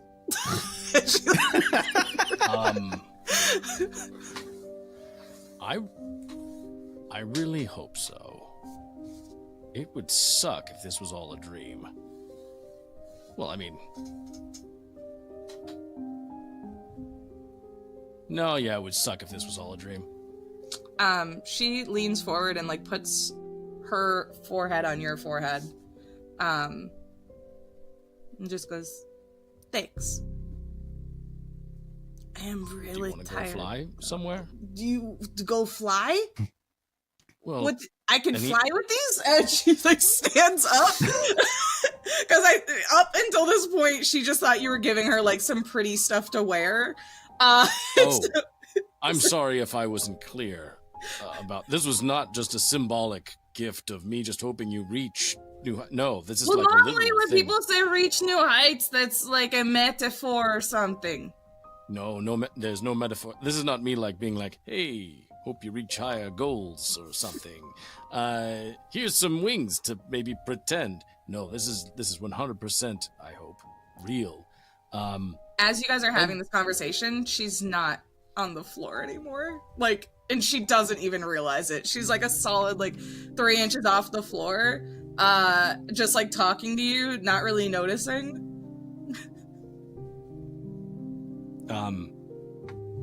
Boulder notices, and he just sort of very slowly begins to just sort of flutter his rings and just get off the ground just a little bit. Mm-hmm. And he gestures towards the open door to the Feywild. You gesture towards the door, which used to go to the Feywild. It is currently closed. And she kind of gets excited and flies over there before you. And mid-flight realizes she's flying. Like, she thought she was running. You saw, like, her legs moving in the air. And then she, like, looked down. It was, like, a very confused cartoon moment. Until she, like, was right in front of the door way quicker than she anticipated. She goes, probably a dream, but this is going to be fun. And then she goes to open the door, and it is not the Feywild. You see that it is a mountainous area with snow and ice. And that there is in front of her like a very large rock formation and cave. And you can see outside of it there are a couple giants that seem to be like just dragging large trees and things or carving into them with axes. It seems like they're like trying to like build a large fire. And she looks really confused and then shuts the door. Goes Oh, that's unexpected. Are you sure this goes to the Feywild? Also, what the fuck? It did a moment ago. Maybe it goes to the place that person calls home? Wait, really? And she opens the door, and you see that there is like a little light that goes off of recognition. As she's staring out at it, goes, oh, I think you might be right. I can't go back there yet. And she shuts it and then like puts her hands on the top of it and goes, Here, let me try. And Boulder's gonna try and open the door. yeah, when you go and open the door, it is the Feywild again. Care for a fly? Sure. You see that she kind of like gestures for you to go first. Boulder's going to take a little bit of a dash because of his tiny legs, and he's going to whoop, whoop, whoop, whoop, and then jump up and then quickly ascend up into the air into the massive canopy that is this giant tree. As you go over the threshold of the door, you feel your momentum like start to go, and then you are immediately halted as you look back to like try and figure out like why you're not moving forward. You see that there is a tendril of shadow wrapped around your ankle that leads straight through this establishment, weaving through the tables and out the door into the castle. Oh. And as you clock that, you all start to notice as more tendrils start to come in through the open doorway, because there is no door there anymore. And these tendrils start to rapidly reach out, grabbing people, strangling them, dragging them back into the castle. And it happens in the blink of an eye until this place is filled with these shadow tendrils. And that's where we're going to take our break. Ooh. Oh no, we brought our problems with Well us. done. We didn't leave them at the door. Very nice.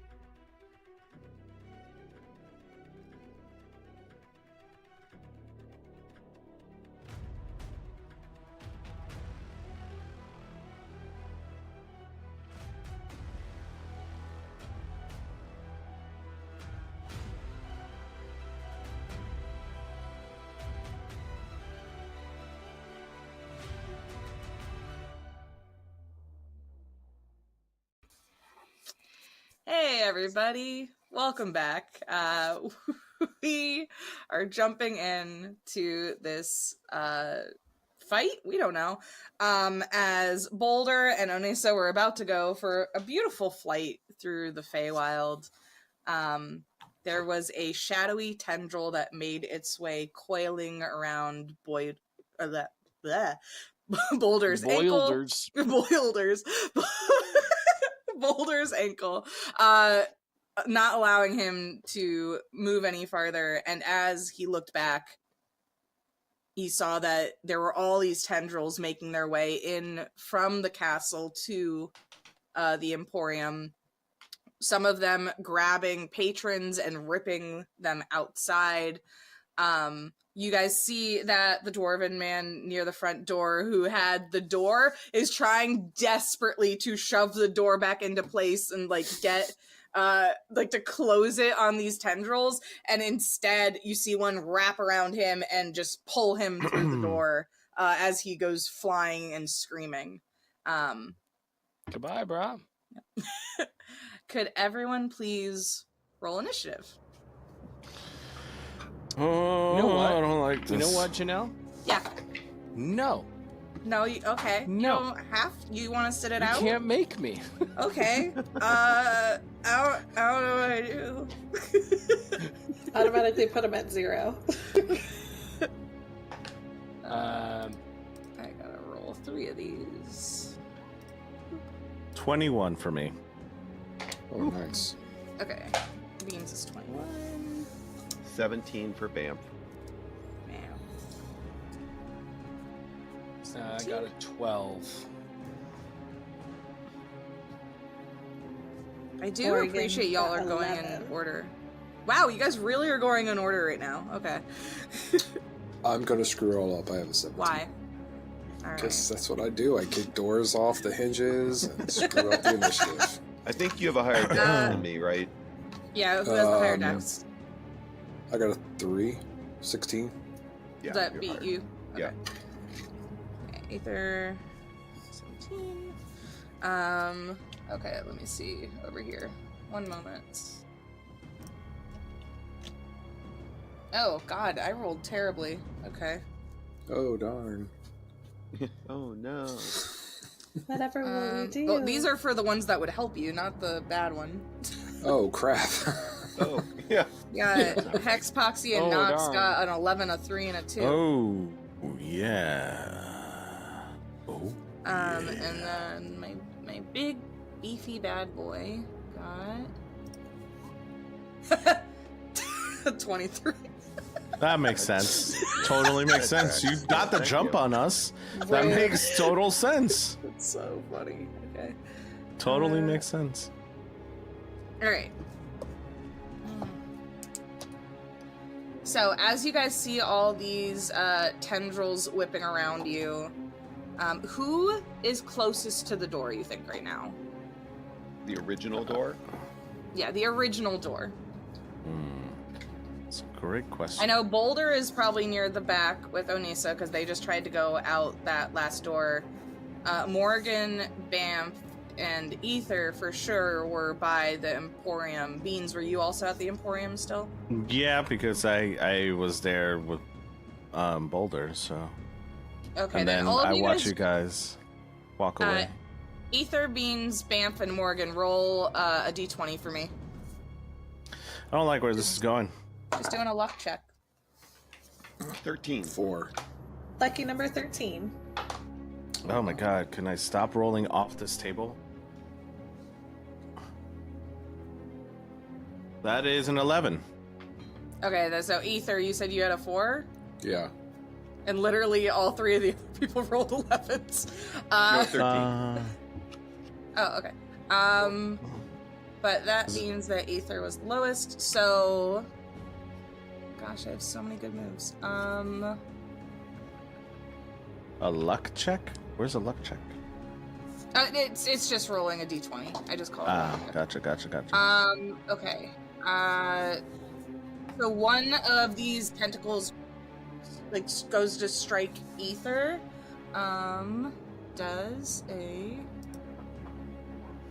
Does a 19 hit? Oh, yeah. Crap, Yes. the damage on this.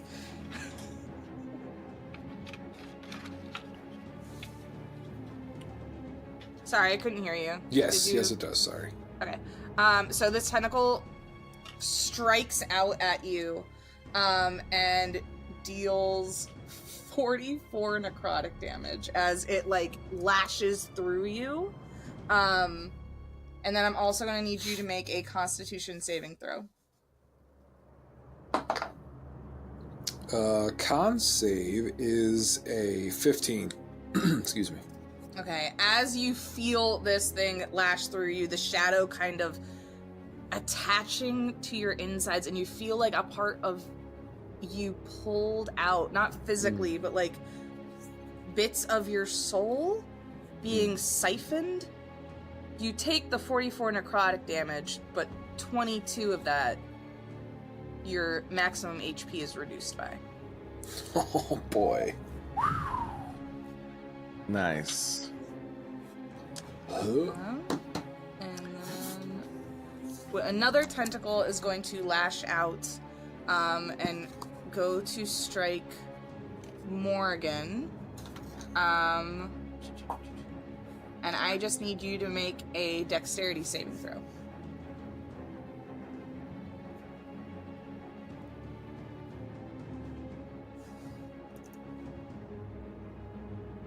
Natural 20 for a total of 22. Nice. This tentacle whips out at you. You just saw what happened to Ether, and you are prepared to get out of the way of this thing as it goes to, like, ensnare you and just gets air as you make it out of that space before it can wrap around you. And then you guys start to see just more of these tendrils are pouring in through the open door. You now notice that the woman who is on the stage has run over and is like frantically like grabbing the door that the dwarven man was like messing with before, and looks completely lost. And then the next person up is Beans. Question, GM. Yes. Answer. So I'm assuming I see all of this. Yes. I think at that point, seeing that it's starting to grab people before it hits me, I'd like to go into starry form. Okay. Just like as a defense mechanism now, just like starry form. If it's something that just took us by surprise and you don't think I would have been able to see it yet, then I understand. But I just wanted to know. No, you could have, if you would have seen, actually, give me a perception check to see if you saw the tendrils before they started, like, actually attacking people. We'll call it a DC 15. DC 15. That is passive perception of 15. Oh, then, you know, you can have it. So, yeah, you saw the tendrils seeping in before they actually made their attack. Okay. Like, they had, like, slowly kind of infiltrated the space before it was, like, this quick assault of attacking people. So you can have that up. Cool. So I will have that up, and I'd probably lash back out at it before it would hit me. So like maybe cast I guess it's a reactionary thing more than like an actual spell. So If it says that it's a reaction, then you have to wait for it to attack. No. I'm saying me, like my action to this tendril coming at me, right? Okay. So it would be reactionary, so I wouldn't have time to like shoot at it, would I? Wait, there isn't one that's coming out towards you right now. One went to Ether and one went to Morgan. It's just your turn. Yes. An Oh, it's initiative. my turn. Got it. I thought it was something coming at me, and I was just like, No, I guess no. Oh, okay, got it. All right, that was just Saying it is your turn. It's to my go turn to go. Got it. in the battle. So before break, we had my brother being pulled through that door. Is he currently being pulled away from the door now? Am I able to see him, or has that not happened yet? No, that happened. So he has a tendril wrapped around his ankle and is being pulled back inside. And Onissa, where's Onissa? Onissa is like flying next to him, like trying to figure out what's happening because this is all happening in 6 seconds. Okay, right. I'll probably in split seconds. I'll probably look over to Ether, and be like, he could take care of himself. I'll probably be able to see Morgan escape. So my next thing I would probably look at is this tendril that I could see my brother fighting against. So I'd shoot at the tendril to try to make that tendril just dissipate. Okay. So Make an attack. I will make an attack, but what am I going to do is a question. So,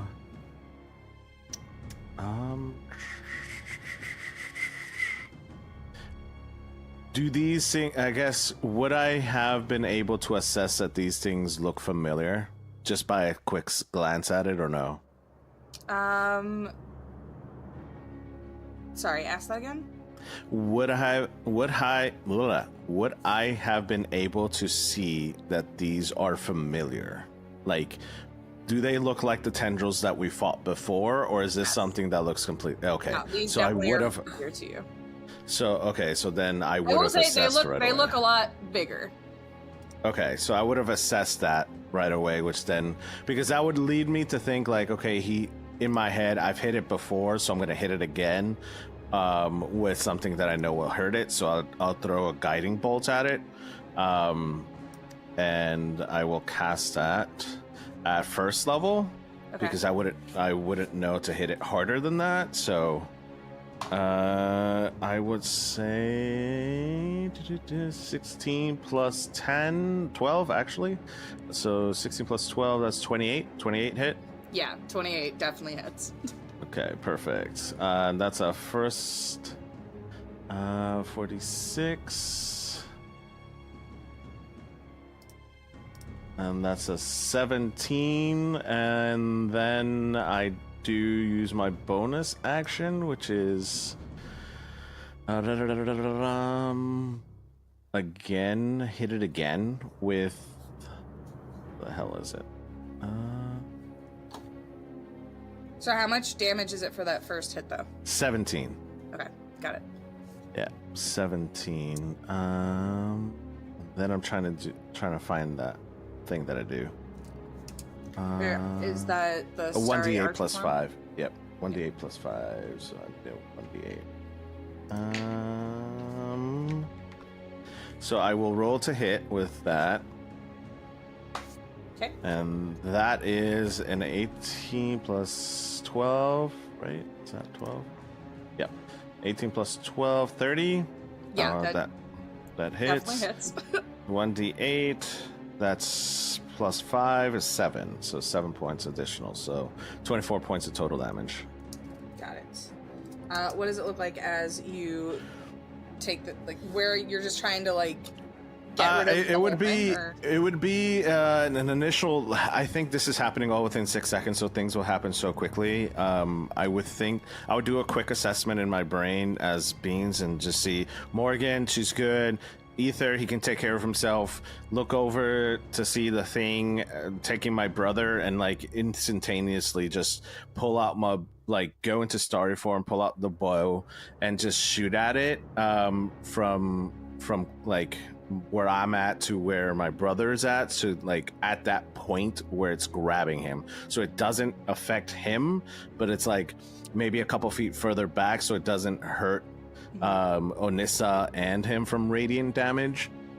So it would hit a point just to like make it basically either kill it or not kill it, but like hurt it enough to let it go. So it would shoot out straight into like a bow, and then like just this piercing, it looked like almost a piercing arrow that goes straight through this tendril, I'm assuming. Your depending on that. radiant arrow fires and hits this thing at the exact place it needs to get it to withdraw from Boulder. But as it does, the thing almost like turns around like a snake towards you. And I am going to need an intelligence saving throw. Okay. Intelligence saving throw. So that is a Not plus our party's 1. strong point. No, it's not.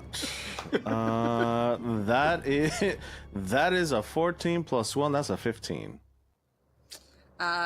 You see this thing now, like, clock you, but it doesn't start to move towards you. Instead, you just feel in your mind something like a searing pain in the back of your skull, as you, like, hold your head. It's like blinding almost for a moment, and I need you to describe to me what Beans's deepest fear is in this moment.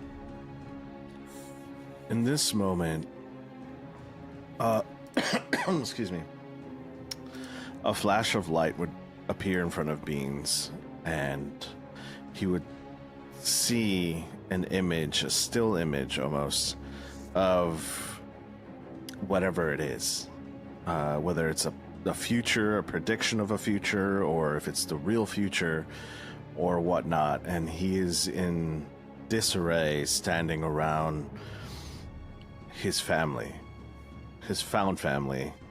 Even though he is mad at his current brother, he sees his... If you've ever seen the Avengers, not Endgame, but the Infinity War, where Tony Stark sees his family, basically, all his friends, in different pieces and parts and bloodied all over the place, whether they're dead or about to die. And he's the only one standing. And he sees that he failed in his mission to protect his family. You see this in your mind, the pain gone for a second, and then as you stand there alone, you feel it again, this just searing pain in your head as you are dealt 13 psychic damage. And then you're snapped back to this moment. Okay. Would you like to do anything else on your turn? I've done a bonus. I've done an action. I would probably yell out to Boulder and Anissa and yell run. So, oye, corre! Boulder, hurry up, get out of there! Next up is Ether. Okay. So You are over by the emporium. You just had this thing siphon some of your soul or something out of you. Your chest is heaving. It was so much pain as it extracted this. You saw another tendril go to wrap around Morgan as she fluttered out of it. And then now Beans is standing there after shooting his radiant arrow, clutching his head. Okay. That may change what I was going to do.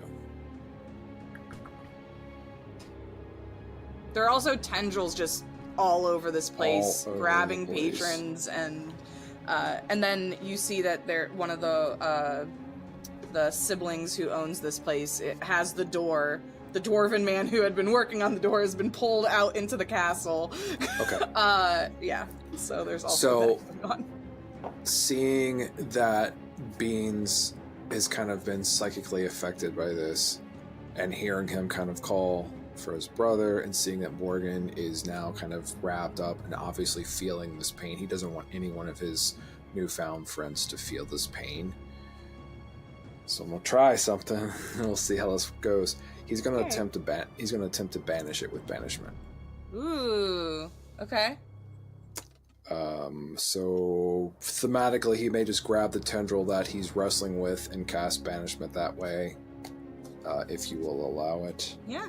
What's the saving throw I gotta make? It is a charisma saving throw, Okay. and the DC is a 14. So let's hope it's not a charismatic creature.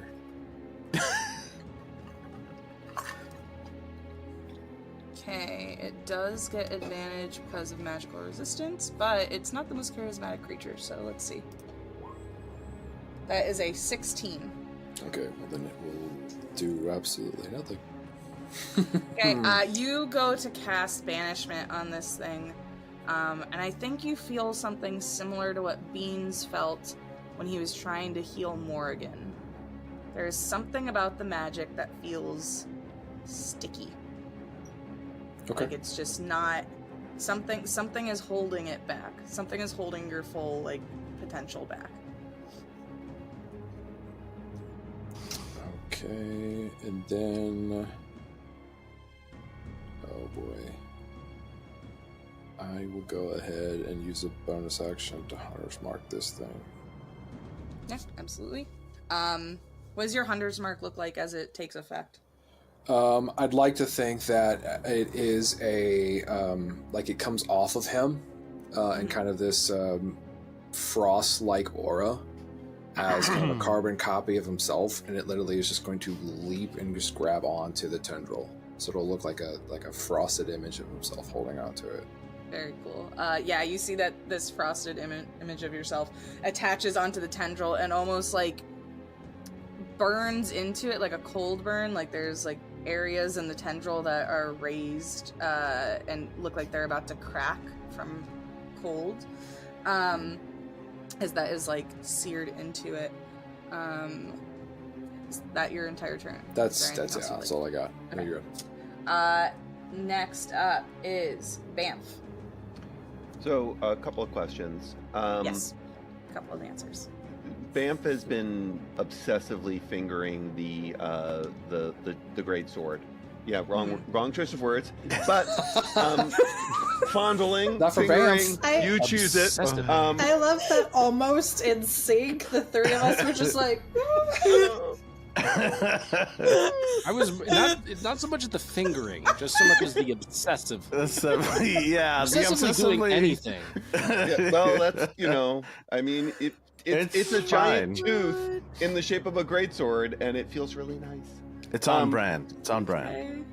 So, Yeah. if would he have to attune to this greatsword that that is sitting on the counter before using it? No. I'll say you can pick it up.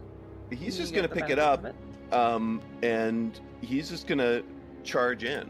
Can you just give me the stats on that thing again? So I can use this? I will, absolutely. So the greatsword that you are picking up is the greatsword of the Gale's Teeth. The mechanics for it are this weapon deals 2d6 slashing damage plus an additional 1d6 lightning damage, and then once per turn when you hit with this weapon, you can choose to deal an additional 1d8 thunder damage and push the target 10 feet away with a DC 15 strength saving throw. And then it also grants a +2 bonus to attack and damage rolls made with the weapon. And I will make a little handout. Yeah, he's gonna do a lot of damage right now. I think. I hope. And Yeah, he's just you gonna got your charge shield. in and just start. He's imagining in his head the moves that he's been practicing with Anissa, and he recognizes that Anissa doesn't fight like tentacles, but she's Sure. pretty big and she's pretty rangy. So he's sort of just in his head. He's sort of imagining that he's fighting Anissa even as he's fighting these tendrils and practicing all of his forms. So he's just going to start swiping away. So he's going to take 3 attacks. Oh, and he's going to use his new Great Weapon Master on all of them. He rolls a natural 20. Whoa! He rolls Nice. a -5 plus. See, he rolls a 23 and he rolls a 10. Nice. Okay, as you hit with that critical, you see that this sword that has like there are these little notches in it. And when you look at them as you're swinging it, it kind of looks like, have you ever seen those metal knives that have the swirling patterns in them? Yeah. It's like that, but it's made of like They're blues and grays that are like swirled in it. And as you hit with that critical, the entire sword lights up like this bright blue, and you feel wind rush past your face. Oh, that is. It's kind of like a very Dragon Ball Z moment. Yeah, and being an Air Genasi, Bamf is now in love with the sword and is going to marry it. You hadn't really noticed that he has any sexual feelings toward anything, but he might have sexual feelings towards his sword now. Well, that's why you were fingering it. Yeah, about 100%. It was preordained. It He's all going to also throw his some of his giant strikes on this as well. Amazing. So we had agreed that critical was max plus the rolls, right? Yes. Correct. All right. Well, this is going to be gnarly.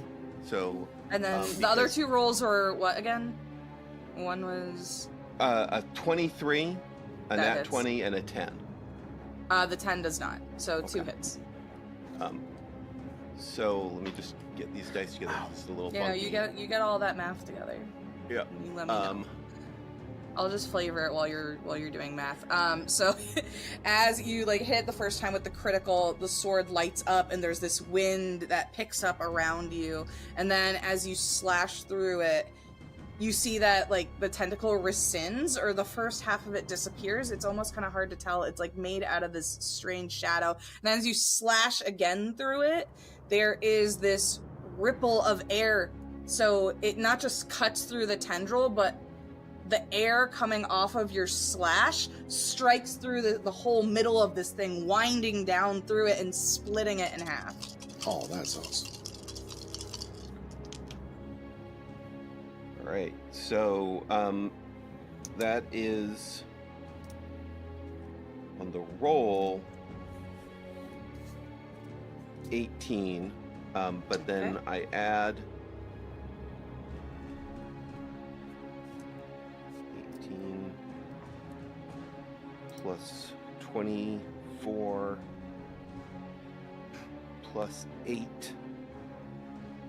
And I'm gonna need you to separate any of, because you do. Yeah, I'll give you the breakdowns. Okay, Yeah, so okay. Magical damage Yes.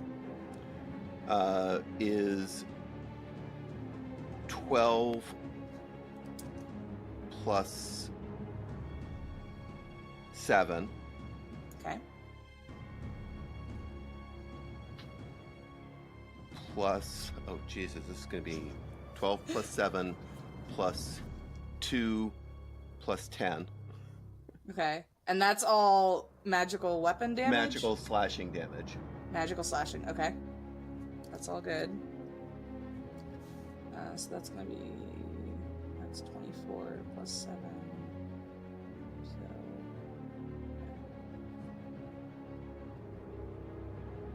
We're at 31. And then lightning damage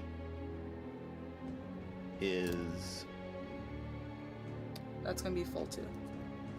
Okay. the lightning damage is...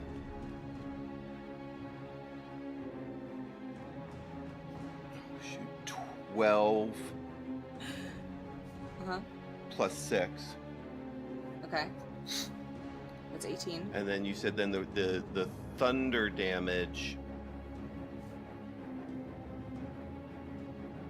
is going to be 9 points of thunder damage.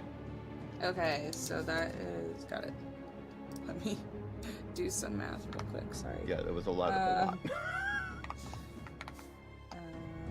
This is what I have a computer for. Just basic math. Okay, so that's 58 points total damage from these two hits. Boom! Yeah, so like I said, you see like the wind from the second slash goes through the tentacle and splits it in two, and you hear this terrible cry from back in the castle, like this loud, monstrous roar. And the walls of the emporium shake a little bit with it. Awesome. Because you dealt this thing a pretty heavy blow. Oh, and actually, I apologize. 5 more points of slashing damage. I forgot to Dear add God, that strength okay. Welcome to level 15. Honestly. Okay. So that's Well, 63. and a crit with I have a lot of dice to roll. Like with this, like it was just a lot of dice. And then I'll start rolling the second set of damage. Oh my god, that was just the first. That was just the first. That was just the crit. Holy crap! Okay. So then the second hit is 17 plus 8, so 25 points of magical slashing damage. Mm-hmm. Plus another 9 points of lightning damage. Okay. That was insane. All right. Bamf just solos this tentacle monster. He's been practicing doing more damage. Jesus Christ. And then with his bonus action, he's going to pick up one of the joints off the table that one of the customers was smoking and take a puff and exhale, and haze will come into effect somewhere closer to the door, sort of blocking the doorway kind of area. You see haze come into effect right next to the elven woman who is trying to figure out how to fix the door, and she just looks at this, goes, "Of course," just like completely unfazed. Haze just shrugs. On the door. Haze just sort of shrugs. And I think that is the end of my turn. Wild, truly. Next up is Boulder. So you had this tentacle wrapped around your ankle. Beans took out his magical arrows and shot one that went through it, which dislodged it from your ankle and made it like turn around and notice Beans. And you now see Beans clutching his head in pain. So as I'm all getting the the other sense chaos that is this tentacle is in some way is not only capable of grappling somebody, but also like full on. It can attack or direct an attack at someone. Oh yeah, so so far the tentacles have grappled people and pulled them out of the room. We saw one that really messed up Aether by like siphoning something out of him, like his soul, and now you see that it is like psychically attacking Beans, and there are at least 20 of them in here ripping patrons out and causing all sorts of havoc, but they are all centered from the doorway that leads back to the castle. Got it. Okay. I would like to rage. You absolutely can. And Rightfully so. Yep. And I will As is your right. attack the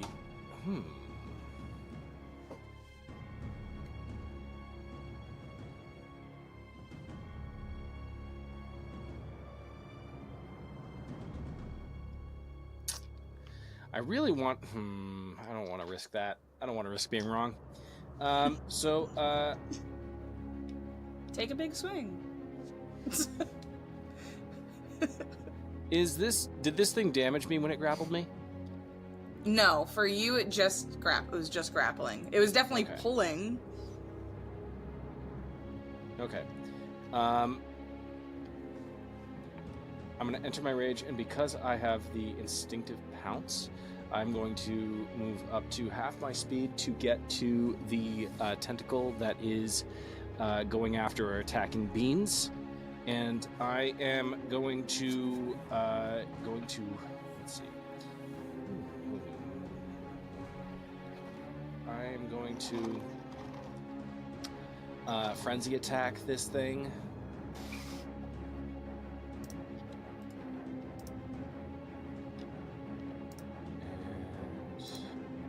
And oh, do I have to hit? Okay. I just realized I forgot to give you guys the handout that had what it looks like in it, so you guys can see that now. Why is it not allowing me to roll my weapon attacks? Can we see the head somewhere? Ugh. Anywhere? Can you retract the handout? I do not like I this. know. Take it back. Take it back. I love it. You have not seen the head yet. Okay, good. For whatever reason, it is not allowing me to roll my weapon attacks. That's in weird. Roll 20. You want to roll dice?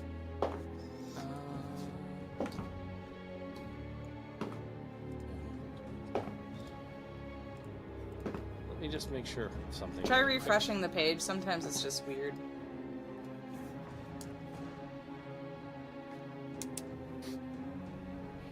Here we go.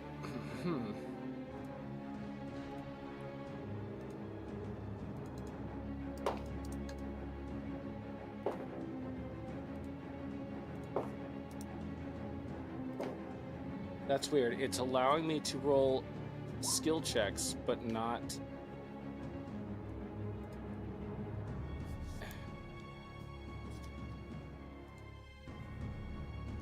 You can also roll manually if you go to the little dice button over on the left. I'm gonna. but- Yeah, that's what I'll do. That. Yeah. So I'm gonna roll both my attacks as once. And with the frenzy attack, you can make a single melee weapon attack as a bonus action on each of your turns after this one. So by activating that, I will do that next round. Okay. Both my attacks.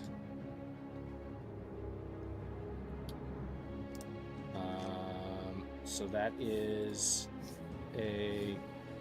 Let's see here. That was a 8, or no, that was a 26, That definitely hits. and then that was with the second attack. That's 4. The second one doesn't. So, you're using like a axe to cut through these. Yes. You go over to this thing that is kind of like aimed towards Beans. Beans is clutching his head in pain, and you slice through this thing. And the first slice cuts off like most of it, and then you see it like start to snake and retract back to the doorway, and you go to hit it again, but you miss because it's like moving at such a lightning fast speed as it retracts back to the doorway and out. Okay. Is there anything else you would like to do on your turn? Also, as that happens, you guys again feel like the room shudder.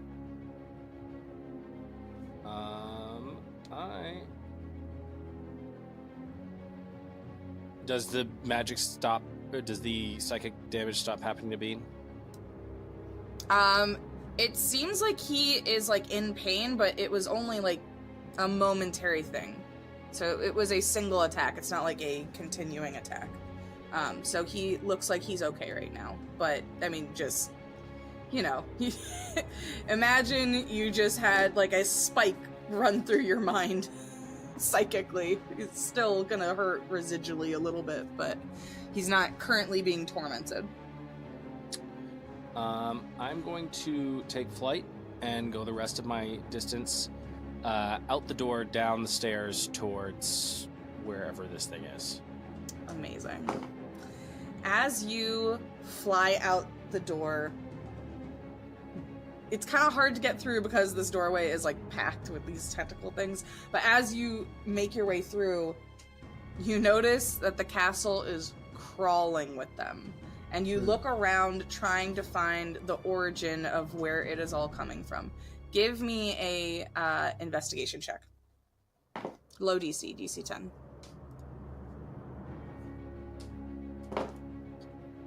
It's a 22. You follow them, their origins, and you see a window. And outside of this window, you see the creature you all fought 3 days ago. Little bit different, though. Instead of just being larger than all of you, its head is the size of a small hill. As you look out the window, and its face turns towards you because it No. is the size of the castle. No. No. I don't like that.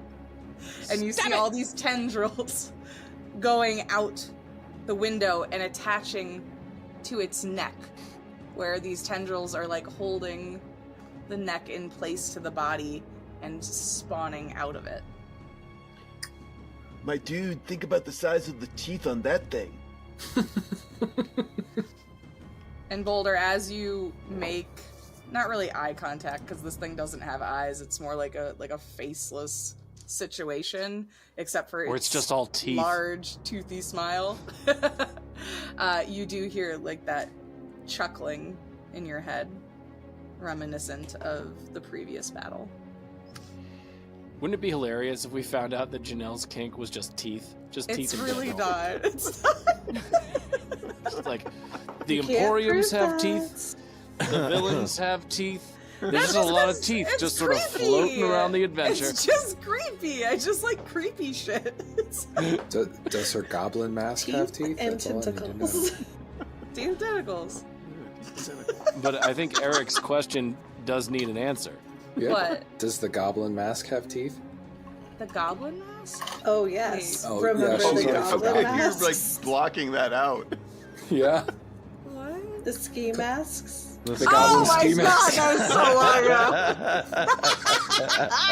long ago. I'll draw some on.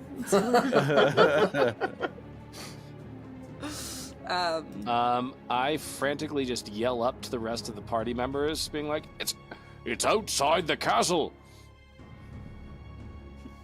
All right. Next up, Morgan. You watch Boulder fly out and hear that. I believe right now you've just evaded one of the tentacles. It's like coiled up next to you, kind of like getting ready to try and grapple you again. And you also just saw Banff like slice one of them completely in half. And you do notice, because you're a little bit later in the initiative order, that it seems like anytime someone does a considerable amount of damage to them, they are retracting. There's definitely fewer in here than during the original attack. Like anytime these get a little bit injured, they're dipping. As she dodges out of the way of the tentacle that tries to grab her, she says, "These motherfuckers are going to pay for what they took from me." And she casts Spirit Guardians at 5th level, Nice. and she flies straight to the door where they have all congregated, which means every single one of them gets hit. There it is. It is a 15-foot radius circle, and I need anything that is tentacle-like to roll a wisdom saving throw. It is a Right. DC 20. Okay, I will say this guy does have a decent wisdom throw, and he gets advantage because of magical resistance, but that is a 23. I assume that. that's So right. so he Sorry. will take half damage. Okay, roll Full damage. was 27, so half would be 13, because I'm assuming Okay. we're rolling down. And it is you- radiant damage, if that matters. It does. So you see that. Wait, what do your spirit guardians look like? What My are they? spirit guardians Just a lot of teeth, right? are all... Dentist, This actually. episode Dentist. is like the bane of my Oh, existence. gosh, Like no. all the teeth in the world. It's a dentist. That's all it is. No, her spirit guardians are all tiny versions of you guys. Just dozens, hundreds of them just running around, chopping up the tentacles. That's the cutest fucking use of spirit Love. guardians I've ever As heard. in Ether my just kind of goddamn life. wipes a little trickle of blood from his nose, and it's like, where did this come from? Tiny versions of me. So hot right now. You guys see tiny versions of Boulder with his axe carving into all these things, like ah! you see little versions of beans just shooting tiny toothpick-looking arrows at all the tentacles. You see Banff like kind of on like a surfboard going around and slicing things with a sword. And then you see Ether going to town with like his axe like on them, and you just see all of us like on, and then you see like one of Onessa that's like sitting on top of one that like keeps punching into it. Oh, it's adorable. Like that too. And Morgan is concentrating on I'm gonna that. wreck it. So if any enter into the bubble, or if they start their turn in the bubble, which all of them are currently in, they're going to have to take more damage. You do see that the second you do this, all the tentacles in the room start to retract. They don't have enough movement in this moment to get out fully, but Good. it does seem like this, you hit all of them at the same time because you got the bottleneck point. Okay. So let me take that off my main HP. 1 second. Do some math. So that's gonna be, yeah. How much damage has everyone done to this thing? So much. This was a very beefy monster, and I was not expecting it to lose this much HP this fast, but Yeah. it's still got a lot. I don't know how much I but- hit with resistance stuff, but I think I did like 70. You guys have done 260 points of damage. I didn't do a ton of damage, but I've got this for 100 rounds, so I will do. Amazing. Next up are the siblings. You see Hex frantically like throw the door down and then grab her brother by the collar and throw him at the door, where he starts to like make some sort of arcane force in his hands, and you see like these little sigils are like moving around it, and then he throws it at the door, which begins to glow, and then you see new hinges reform, and then you notice that Poxy grabs it and then starts to try and put it back on. And as she does that, she yells back over to everyone here except for Boulder because he's already outside. If you guys want to stay here, you're gonna have to leave, because the second I put this thing on, you're not gonna be able to get back. And that's just kind of left hanging in the air. Because the only place that these doors take you to are where you are from. So the second this goes on, y'all can't get back. Potentially. Okay. Maybe. We'll see. And so that is their turn of them like getting the door back and functional. Immediately after them, it is Onessa's turn, who is going to charge forward, flying like all wonky wise. So, like trying to go forward. We're going in a forward-ish direction, but there's definitely some curves to it. Lots of turbulence as she like gets to the door Just frame, like and Onessa. then she has to like push herself through because she's like too high up, and then and then gets through the door, sees the window, and then just uses her entire action that turn to do full movement again, and you see her try and take off through the window towards this thing's face, just yelling the whole time. And once again, the flight pattern is going all Makes over. sense. This is the worst gift imaginable. It's great. I love it. And that brings us back to the top of the round. What do I want to do is the question. I really want to get to use this ability, so gotta grapple somebody. Okay.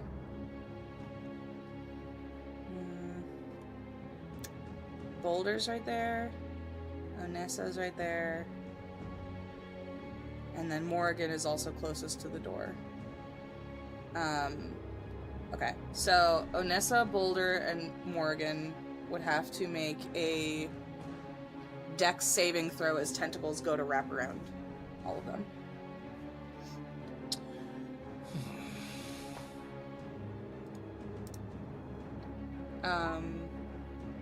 Boulder, you should get advantage on this because you're raging, right?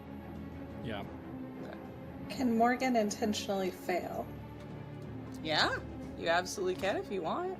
Yank me straight to you. This will make it much easier.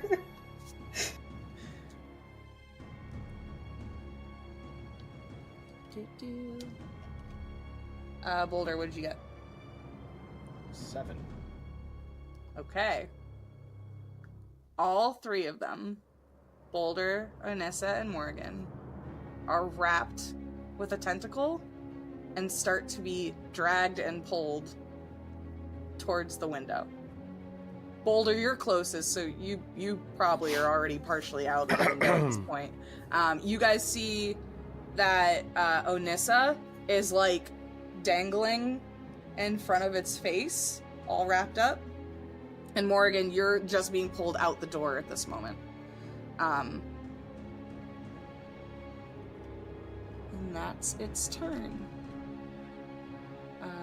Next is Beans. You just saw 3 of your companions get completely grappled by this thing and are being pulled towards it outside. What would you Wonderful. do? There's also the impending issue of once that door goes back on, y'all could get split up potentially. He looks over to Ether, where Ether was last. I'm assuming Ether, you're still there. Mm-hmm. Adios, senor, and like salutes, and jumps onto one of the tentacles as it's being pulled out by the others. Amazing. Nice. So I am going to do that. And as I do that and say good sayonara, I go, you don't get to do this fucking again. And I grab it and hold on to it. And as I'm doing that, I cast Vampiric Touch. Or sorry, no. Inflict Wounds. Okay. At 8th level. Whew. Because I am not going to let this thing take my friends again from me. All right. So You're making a face, and I don't know what the face means. that's a nat 20 Woo! on what is it? You said vampiric touch? No, Inflict it's wounds. Oh, inflict wounds. That is a 32 with the nat 20, but it's a 10d10. Yeah. So you get 100. 100 off the bat. And then also roll 10d10. Wait. What?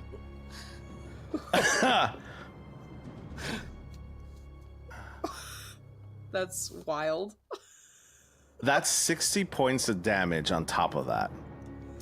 Holy crap. So it's Okay. 160 points Yep. of damage, and I still have a bonus action. Absolutely wild. Level 15 characters are broken. But this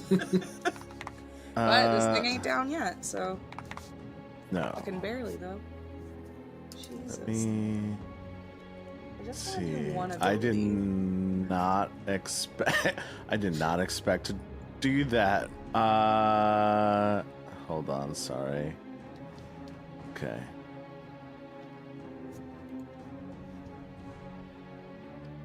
No, can't do that. No, can't do that. That's an action. That's an action. That's an action. Action. Action. Action. Do I not have bonus actions? You don't I have know a you just lot have of the bonus starting form actions one, as a but- druid, except for wild shape. And No, I'm a Yeah, well. sorcerer now. Oh, Fully? right, I'm- we respect. Not Um, fully. If you have quicken spell, I do. Then you could can make cast any a- action a bonus action. You could cast a cantrip. Since you just cast a spell, you could cast a cantrip with your quicken action. Correct. Okay. Quicken Um, Cool. Then.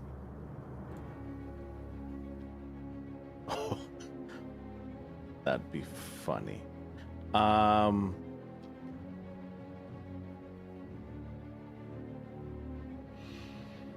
Okay. So I will do that, and I'm gonna cast Toll of the Dead as I'm wrapped around. Okay. But as I'm wrapped around, it's tentacle now. I'm basically wrapping around, and I'm gonna assume this thing is dragging us out. Yep. And I, like, for flavor more than anything else, what I'd like for it to do is Toll of the Dead. I want it to sound like the bells of like Notre Dame. Okay. As like it's like just gonging it really loud in its face, and I'm staring it down like, and I'm saying, as I'm being dragged out, you're gonna hear Beans' very natural voice, and as I'm being pulled out the door, it goes into a high-pitched voice, but it's like he's just like death will come to you soon. Amazing. You do that. You see that the amount of damage from your inflict wounds ripples through this thing. You see like the shadow begin to like crystallize and fracture with like this red light inside of it like blaring out. As like this whole thing starts to shatter a little bit going up. I'd like to say, if I can, just for flavor, to add to that, the fractures, I think the inflict wounds would be full of radiant damage. So instead of red, it'd be white as it's veining its way towards its face. And Okay. as like radiant damage is coming out flavor-wise, right? Like it just looks white instead of red. And as the gonging is going off in front of this guy's face, it's an additional 20 points of damage for Toll of the Dead. Okay. And then I wait to see if it does anything to me. Okay. Janelle, As that, yes, really quick. It had its turn, right? yes, it already went. Spirit Guardians would have kicked off, so it's possible that Beans just killed it, depending on how it rolls. How much would the Spirit Guardians damage do? You need to make a Wisdom saving throw, DC 20, and then full would be 25 radiant damage. So that was a 20. What was the half damage on that again? Sorry. Half damage would be 12 radiant. Okay. It is looking pretty damn close to death. Like you guys see that this like cracks through and the radiant energy is coming out. The little versions of us are now like making their way like all over and like actually aiming for the cracks in it. And this thing looks like it gets one more hit and it is going to be destroyed. So that's why I'm asking, does it do anything to me? No. There Okay. isn't any. There is no psychic damage dealt to you as you do this. Is that what Right. you're asking? Yeah, that doesn't. Well, not appear- psychic damage, or does it do anything to me? No. Okay, that's it. What do you It want leaves it you to do? questioning your existence. That's what it does. Leaves you Something questioning with your teeth. Well, existence here's or the voice. reason why. The reason why I'm asking, and this is above tables. The reason why I'm asking, I just found out. I should have asked this before, which is why I didn't retroactively do this.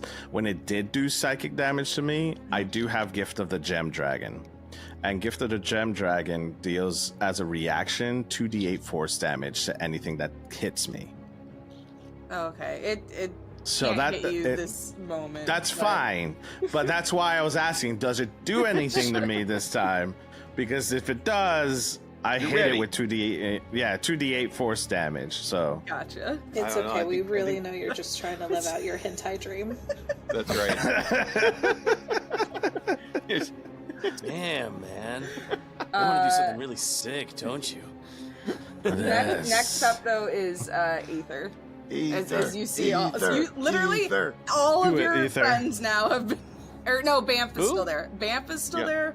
Yeah, Bamf is But still there. Beans, Morgan, Onessa and Boulder are either completely wrapped around and taken out, or Beans is just riding one of the tentacles out. Okay. And we left Ether again. Oh no, Ether's there. He's not left. I don't even know who you're talking about, man. So I want to be. I want to get to the door. Yes. Can I see the friends being pulled away? Can I see? any You one of them? absolutely can see that. Okay. The one that has a hold of Morgan, I'm gonna shoot a lightning arrow at. Alright. Because Go ahead. he's remembering the previous combat, and he's remembering the pain and stuff that was on her face when she lost her beak, and how he felt about that. So he'll cast lightning arrow. That's like our salute. Yeah. So we'll cast it at 3rd level.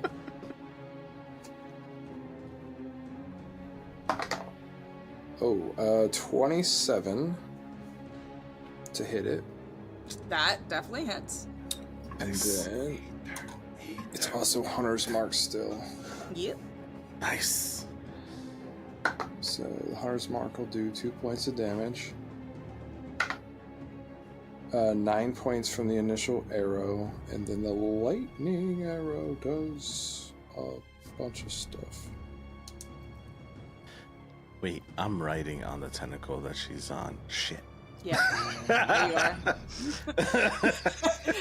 Yes, you are. Whoops. Oh well. So, and then it does 19 points of lightning damage on top of all that. So this thing only had 20 hit points left, so... Nice. Ether! Ether! Who? What if the whole point of this adventure was not really about, the friends we made along the way, but the dwarves that we just simply forgot? I'll change it from Legends and Lore to Dwarves Forgotten. that seems more fitting, though. Just It's like we all go out and get tattoos of all our names, except... Just leave a blank space right in the middle. Just There was this one guy. He always hung around us. So remember his name. as this lightning arrow streaks through the sky and hits right into one of these cracks in the tentacle that is holding Morgan, that Beans is riding, that white glow inside grows much bigger. There is a crack of thunder as you see the cracks make their way up this thing's face, and it begins to fall apart. This massive creature, the size of your stolen home. It I thought you were going to cracks. say your mom for a second. What? The size of He your is so mom. traumatized. He is traumatized in this episode. Oh my god. What the fuck was I I thought saying? it was going to be a giant your mom joke. Chanel has been trying to Falls describe apart. this thing's death for like 10 minutes, and we will not It let dies, her. it's fine. Anyways, as this thing cracks, I don't say your mom joke, it leans its head back, and there is this beam of light that goes from its mouth up into the dark, starry sky. And as that happens, you all start to see shooting stars coming down. Thousands of them. As far as the eye can see around. As this thing then begins to fall apart. And that's where we're gonna leave it. Motherfucker. No! What? We But- have made this so much worse. And here you go. There's a handout of what that looks like. Uh, No, I don't Oh. like any of this. No. I will say that Banff leaves We a just turned on box the of, dinner bell. Yes. Banff leaves a box of cookies for Poxy. And it says, for your Aw. sweet tooth. Oh, sir, for shame. Well, I How took the could you? sword. I took I the think- sword. I didn't pay for it. I think You you did get help inspiration. protect the establishment, so that's fine. So I feel All like we had to do Ether- was protect the establishment, and I'm down one tooth. I was just hitting you because I was mad. And you have never like stopped the bleeding or anything, so you just have No. blood in your mouth this entire Yeah, fight. I'm just spitting blood out left and right with a swollen face. Well, this concludes our episode of Legends and Lore. Thank you all for watching. Thank you all for enduring. Stay tuned every Tuesday for the next couple episodes. When next up at the seat, I believe, is Michael at is it level Y'all gonna 18? die. Yeah. So we'll do a quick around the table to just kind of talk about any projects you guys have that you want to promote or whatnot. We can start with let's start with Janelle. Go ahead, Oh. Janelle. Kick it off. Hi. I always forget when this is actually going to come out. But I have Fey Dark Eclipse on my channel. Also a bunch of fun one-shots. Like tomorrow I'm DMing for Andy and North for some Salvage Union. We do that like a couple times a month. And yeah, Castleton's also probably going to be going on when this is out. So go watch Castleton. Yes. Yeah. And I'm throwing it to North. All right. Well, thank you so much for putting this all together. It was fun. I'm glad that you put this together. It was nice to have a little bit of a reprieve in the beginning. But my name is Norfolk 911. I am an executive producer for Twisted Fates Productions, a multi-award-winning podcast, and also we have a new game that is currently being published. It's a 2-shot series, Dino Crisis, which is also up currently for an award. So Nice. that is super awesome. Did not expect that to come out so quickly and get acknowledged by this award. So super excited that it got award selected for Best Podcast, Best Narration and Voiceover, and also Best Director / Producer. So it's really exciting. Very, very excited. I am in Castleton tomorrow. I am going to be in, when I say tomorrow, I mean October 13th, 2024. It will be in a one-shot that our GM tonight is going to be DMing, which is going to be amazing. Playing a really cool, fun, chaotic little kid in a mech suit. What could go wrong? And really excited to do, Castleton and a bunch of other stuff. Anyways, you can find me over on my socials as Twisted Fates Productions or as Norfolk 911. I am very honored to always be at this table, and I will jump it over to my feathery friend Morgan. Hi, I am Rachel, otherwise known as the Organized DM, and you can find me on pretty much any social media under that moniker. I also have an Etsy shop with tabletop terrain and accessories and stationery. It's really cool. You should go check it out. Upcoming projects, let's see. So Fade Arc with Janelle, and then Castleton with a good chunk of these lovely people. I also have a project called The Isle of the Wizard Green that's coming out pretty soon, so that'll be really fun. And yeah, you can also, I think all 3 of the episodes that I am in on the Dadvantage podcast for Princess Party will be out, so go check that out too. And I'm going to throw it to Michael. Hey there, everybody. I'm Michael. I'm one half of the Dadvantage got a bunch of really interesting stuff going on. As Rachel just mentioned, we just wrapped up a 3-episode one shot, or whatever that means, with as the Princess Party, where Rachel plays Ariel. It's a fantastic little reimagining of Disney plus horror. So we had a great time doing that. We've got an interview with the fabulous Jaden King coming out shortly afterwards.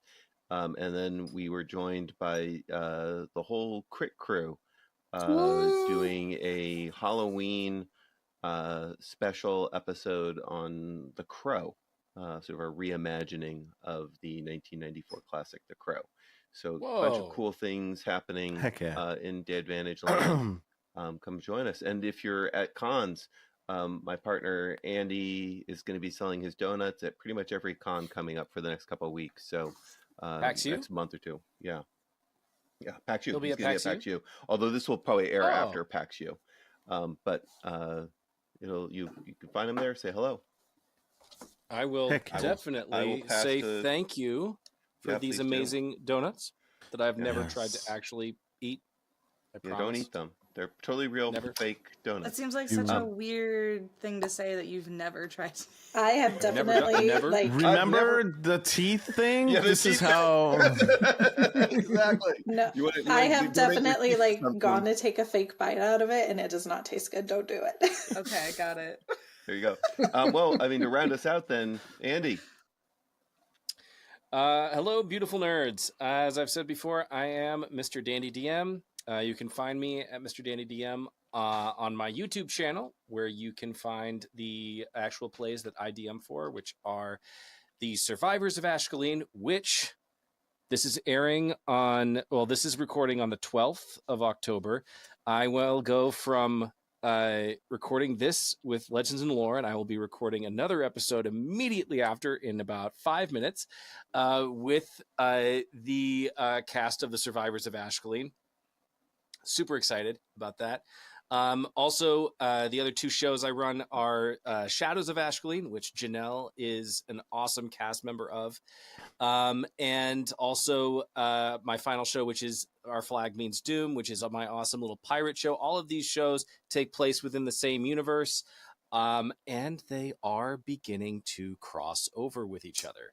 Yeah. So it is a really, really excited moment that is happening, or series of moments that will continue to happen more and more frequently as this campaign, the longest of which have been going on for 5 years, will begin to round itself out. And on top of that, I am in Castleton with a bunch of these other awesome people. It's amazing how Castleton has actually led to me getting to work with more of these awesome people, and I'm super excited about that. I am, of course, going to be in a one-shot GM'd by our lovely DM for this session. And I am really looking forward to being a part of that, which is the Salvage Union game. Terrific system, terrific game, a lot of fun to create characters and mechs for. And also, I'm in another thing that Janelle is a part of, is going to be DMing for us at some point. I'm pretty sure. Which one? Is that the Tiamat? No, not the Tiamat. The Drow campaign. Wait, you're also in the Tiamat one. But I am in the Tiamat. Damn it. I am in the Tiamat one as well. So I'm in a bunch of things that Janelle is doing. Just look at Janelle's socials, and when it comes out, just assume I'm a part of it. Andy's on the other team. Andy's on Team Bahamut. That's Sean's team. I'm Tiamat team. Yeah. We're against each other. It's a battle royale thing. Yeah, it's a battle royale. So, yeah. I just made the, me and Sean finalized the battle map for that a couple days ago, and it's insane, and you guys are all gonna die. Very exciting. Other than that, MrDanDyDM everywhere, TikTok, Instagram, YouTube, etc. Yeah, go follow my YouTube channel. It's a good time. And I'll hand it back to Eric. Awesome. My name's Eric. I'm the Grin Master Recruiting Grin. I want to thank each and every one of these beautiful people for donating their time, their patience, their effort in making this program. It is greatly appreciated. You can find me on the internets. We're on Instagram, we're on Threads, we're on TikTok, we do the YouTubes, we have the Twitch. We got a lot of projects, as Michael had said. We've got an episode or so with them for Halloween coming out. We've got our own Halloween episode we'll be airing, which is Aliens. It's pretty fun. Nice. We've got a ton of other Learn to Play games that are coming out. By this time, we will definitely have aired probably all 3 episodes of our Candela game, which is amazing. And I'm looking forward to awesome things in the future and more projects. So please support the channel. And until next time, just keep grinning. Thank you all so very much. Woohoo.